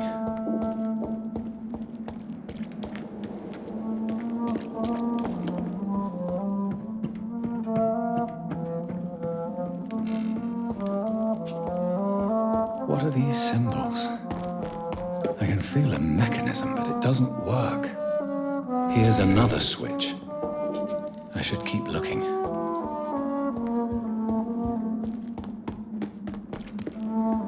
Voila.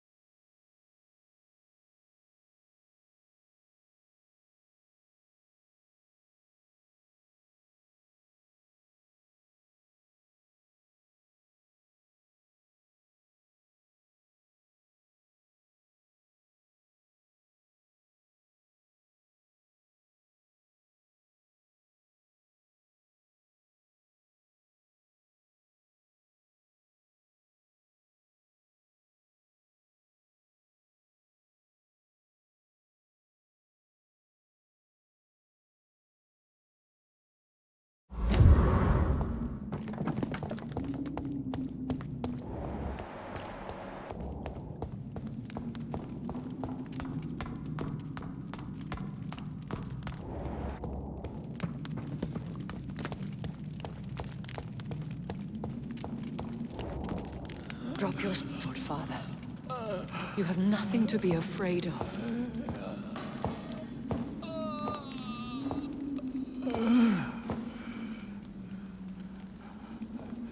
Shall we abandon this then?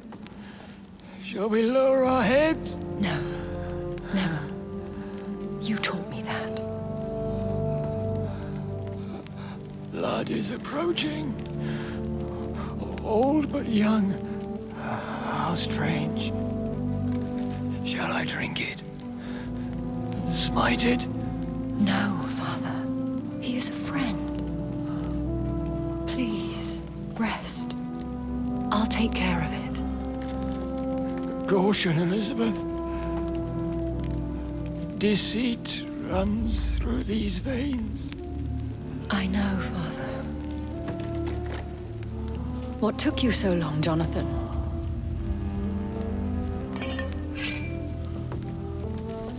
Is this really him? Yes. This is William Marshall, 1st Earl of Pembroke, servant of 5 mortal kings, former regent and savior of England.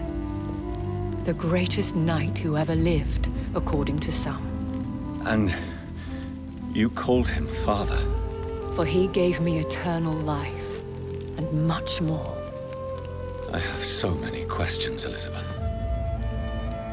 You always had questions, Dr. Reid. Now that I stand before you both, in this vault, I know not where to begin. We still have a few minutes left. Where are we? What is this place? This is the Ashbury estate. I inherited the title when I purchased the castle. Is this your retreat? Something of a secret place? It's more of a sanctuary, really. This is where I take care of my father. Ever since he became unwell. Are you not afraid someone might discover you here? It's not that hard to find. Do not assume that I would hesitate to silence anyone who tried to reveal my secret. Fortunately, it has rarely come to that. Why did you flee here? When you told me I was the healthy carrier, I had nowhere else to go. You mean you had to return to the real source of this scourge? Yes, to end it, once and for all. Will you go back to London? No, Jonathan. I do not intend to. And what of your daughter? Charlotte is a strong, independent woman who's about to come into money. I took care of everything. Now it's time for her to shape her future. I have destroyed the disaster, this creature that Harriet Jones had become. The epidemic is no more, and London will recover. In time. Yes. You did well, Jonathan. You truly saved the city. Yes, we did. Despite all obstacles. I'm truly convinced we did it together, Elizabeth. I cannot bear knowing I was the cause of all this. Through the use of my own blood. No. This catastrophe was the result of unethical experimentation. And the will of a creature so inexplicably evil, she exceeds all the terrible wonders I have seen since my death. But it was my blood all along. My corrupted blood of hate. The poisoned blood of my father. A healthy carrier. That's all I am. Why are you hiding William Marshall here? How could I not take care of him? He sacrificed himself by giving me the only dose of antidote he had. He gave you the antidote? Yes. And in doing so, he knew he'd have to be confined here. And yet he volunteered. That's how great a man William Marshall was. And still is. What do you do for him? I visit him as often as possible. I paint the landscapes he will never see again. I feed him with my blood. You feed him? You barely sustain yourself on the weak blood of the dying, yet you give him your blood? After he saved me from the blood rage, I swore I would never kill to feed. He said the same. Is he dangerous? What do you think? He is a thirsty Ekon, who has not fed in centuries. An elder vampire, driven by an urge to kill and spread the blood of hate. No redemption, then? And yet he thinks he has been offered immortality by the angels to protect the feeble and to smite the unholy. Can he communicate? Yes. Sometimes he even seems like the noble knight who saved and raised me. But you know, the malice never fully leaves his eyes. We could cure him. It's too late. The blood of hate has run for too long. The antidote would not work on him. I tried. Believe me, I tried. William Marshall infected you. He is the true, original carrier. Yes. But he saved me by sacrificing himself. Saved you? How? The tears of angels. The cleansing of impure blood by an older, more powerful blood. It worked on me, did it not? Yes. Blood is the definitive key to our species. Skals, cleansing, lineage. Do you really think it worked? It has, Jonathan. I was nothing but a beast who took pleasure in slaughter. I roamed across Europe, reaping my bloody crop. It was the blood of hate. But my father's antidote cured me. Who are you, really? How could I answer that? I went through many lives and identities to reach this day. To you, I am Elizabeth Ashbury, and that's all I wish to be.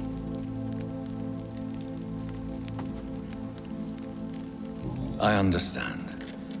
And I respect your desire for privacy. Thank you, Jonathan.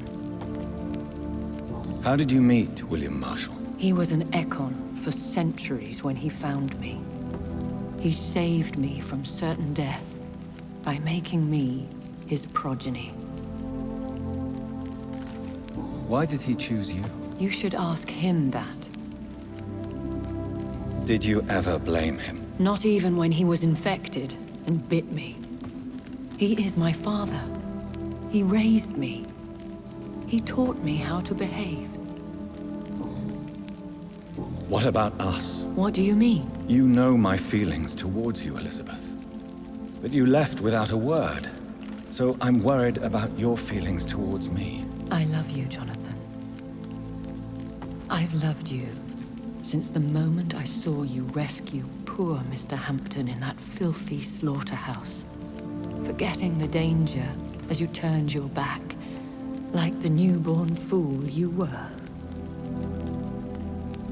You should have told me. No, Jonathan. The William Marshall myth lies at the heart of so many hostile plans. I could not risk jeopardizing his safety. So why did you come here? You knew I would follow you. I can't let you go. Because I know now the blood of hate is still in my veins. No one but I can put an end to this tragedy. I can help you. You can trust me, Elizabeth. I know, Jonathan. You have been the most loyal ally these last few weeks. But this is my duty. Would your protege agree to speak with me? I have so many questions for him. Go on, Jonathan. But be careful.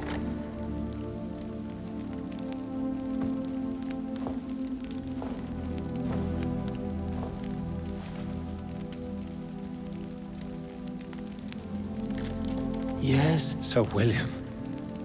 My God. You really are William Marshall. You served Richard the Lionheart and his brother, King John. It is such a privilege to meet you. I did in my day. Come closer if you want to speak. For my hearing isn't what it used to be. I think your hearing is fine, sir. What is it you want then? I found your research on the antidote. The tears of the angels. What ingredients did you use? Once I understood what the ingredients were, I used the tears of King Richard and the pure blood of the valiant Boadicea. King Richard and Boadicea? How did you find such relics? It took me many years to locate their hiding place. Then I had to learn the formula. If I recall, it belonged to an ancient brotherhood. The Order of St. Paul, I believe. And did it work? Yes. The tears cleansed my poor Elizabeth's blackened heart. It was such a blessing to see her smile again.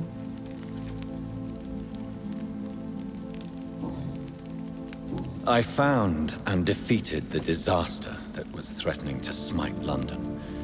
You should know that the city is safe for now, Sir William. Then may I call you brother? Did you resist its poison? Even a scratch from a beast so evil could endanger you and all those you care for. You also defeated one in 1666. Who was it? She was a malicious witch who spread plague throughout the city with her army of rats. She had been hiding in a bakery in Pudding Lane for months when I finally found her. How did you defeat it? We fought for hours. In the end, I had to lock her in St. Paul's Cathedral and burn the building down. I wanted to be sure she was destroyed.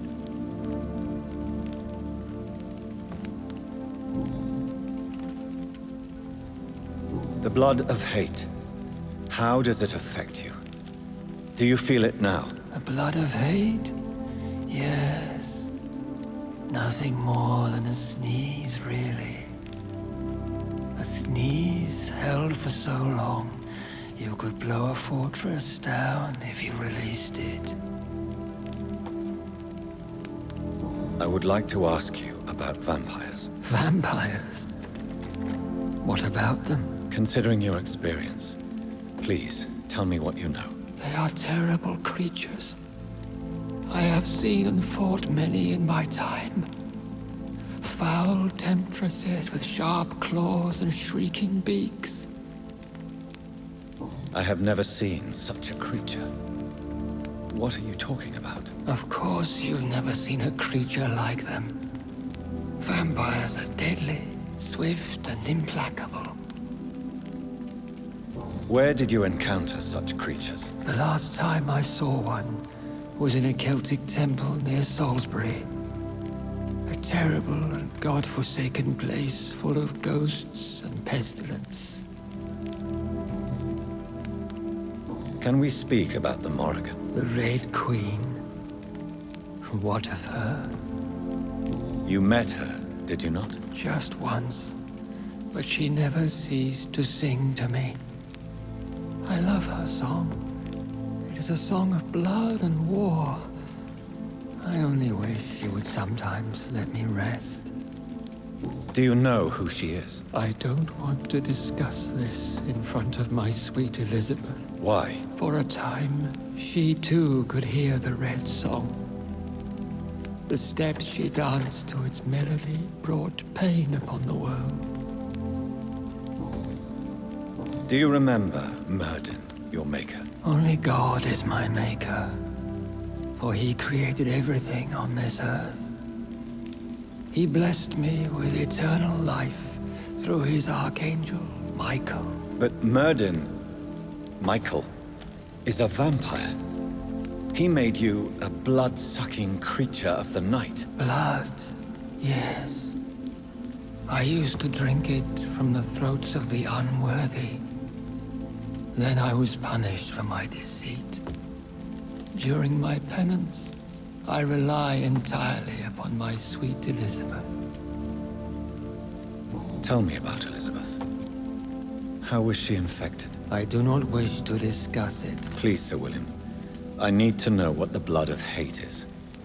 How is it transmitted? After defeating the disaster in St. Paul's Cathedral, I returned to my retreat, infected.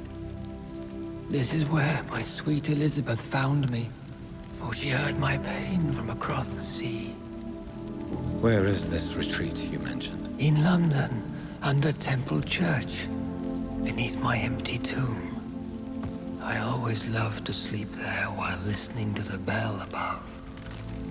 What happened then? The blood of hate had twisted me into a rage-filled man. I attacked my progeny and infected her too. Forgive me, Elizabeth. I failed you. You bit her again? Is that how she was infected with the disaster's blood? I think I understand now. Elizabeth fled, and I fell to my knees, begging for forgiveness. I swore I would find a way to make things right. How did you meet Elizabeth? Times were tough. I had awakened to protect the land from a new plague. I heard her sing for her dead family. Singing for her death to come. I chose to save her. When was that? It was so long ago. A few years after Elizabeth of England and Catherine of France established their alliance against Spain. What did you do? I raised her as my progeny. After she left to see the world, I rebuilt her deceased parents' inn. Owned it as William Thorne for a time. Those were good years. Did you really sacrifice yourself to save her? That was the only righteous path. The blood of hate made me betray her. I am at peace here. I can think about what I've done and how I failed. Do you not want to be cured? No. This hunger is mine. I would feel empty without it. It has been part of me for so long. All I want is quiet. Silence. You agreed to be confined here, then? Yes. Once I was sure she was cured, I asked to be locked down here. I deserve it. The world needs it. We could set you free. Let you out. Isn't that what you want? I pray for the day I'll see the sky again. I have all but forgotten its colors. I could walk and do so many things beneath the stars. But I doubt it will be wise to release me. Then will you stay here and repent? Elizabeth told me it will not be long now. I cannot wait to feel the sweet caress of her hand on my cheek after so long, as she releases me.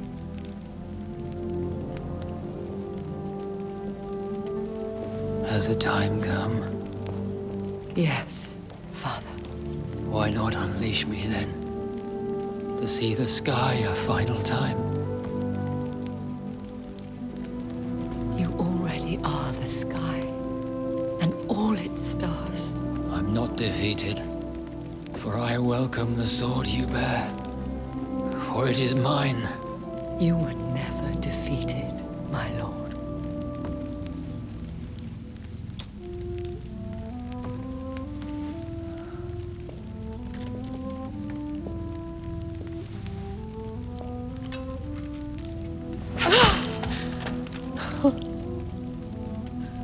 Farewell, Father.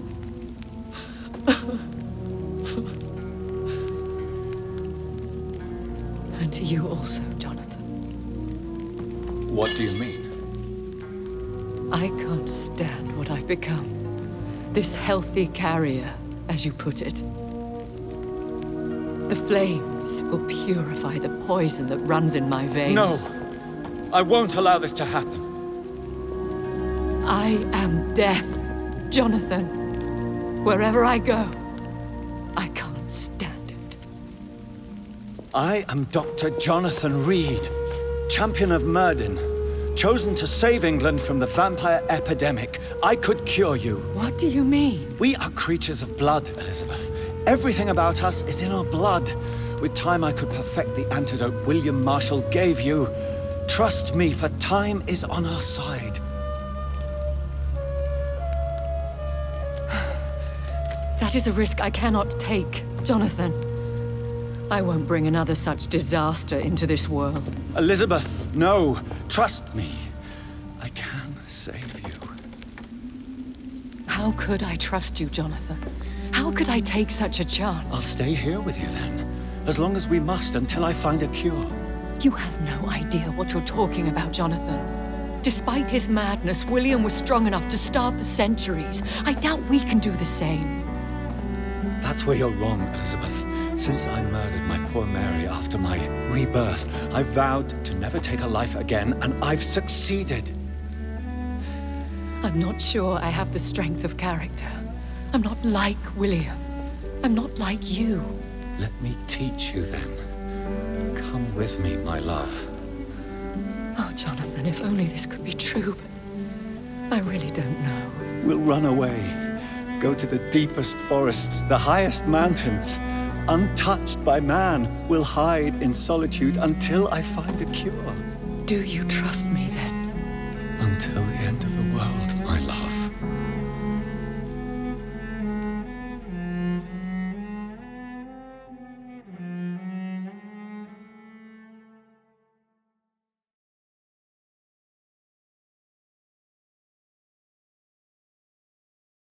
One prayer for the summoned, called by this song. Child born from darkness, whose path he must find. Now the song is sung and your path chosen. England is safe, for you have prevailed. I wish you a peace duly earned for the centuries yet to come. And they will come. I bid thee farewell, my champion bittersweet. My queen sleeps once again, and I'll soon join her slumber. Until alas she rises, woken by the hunger never fed.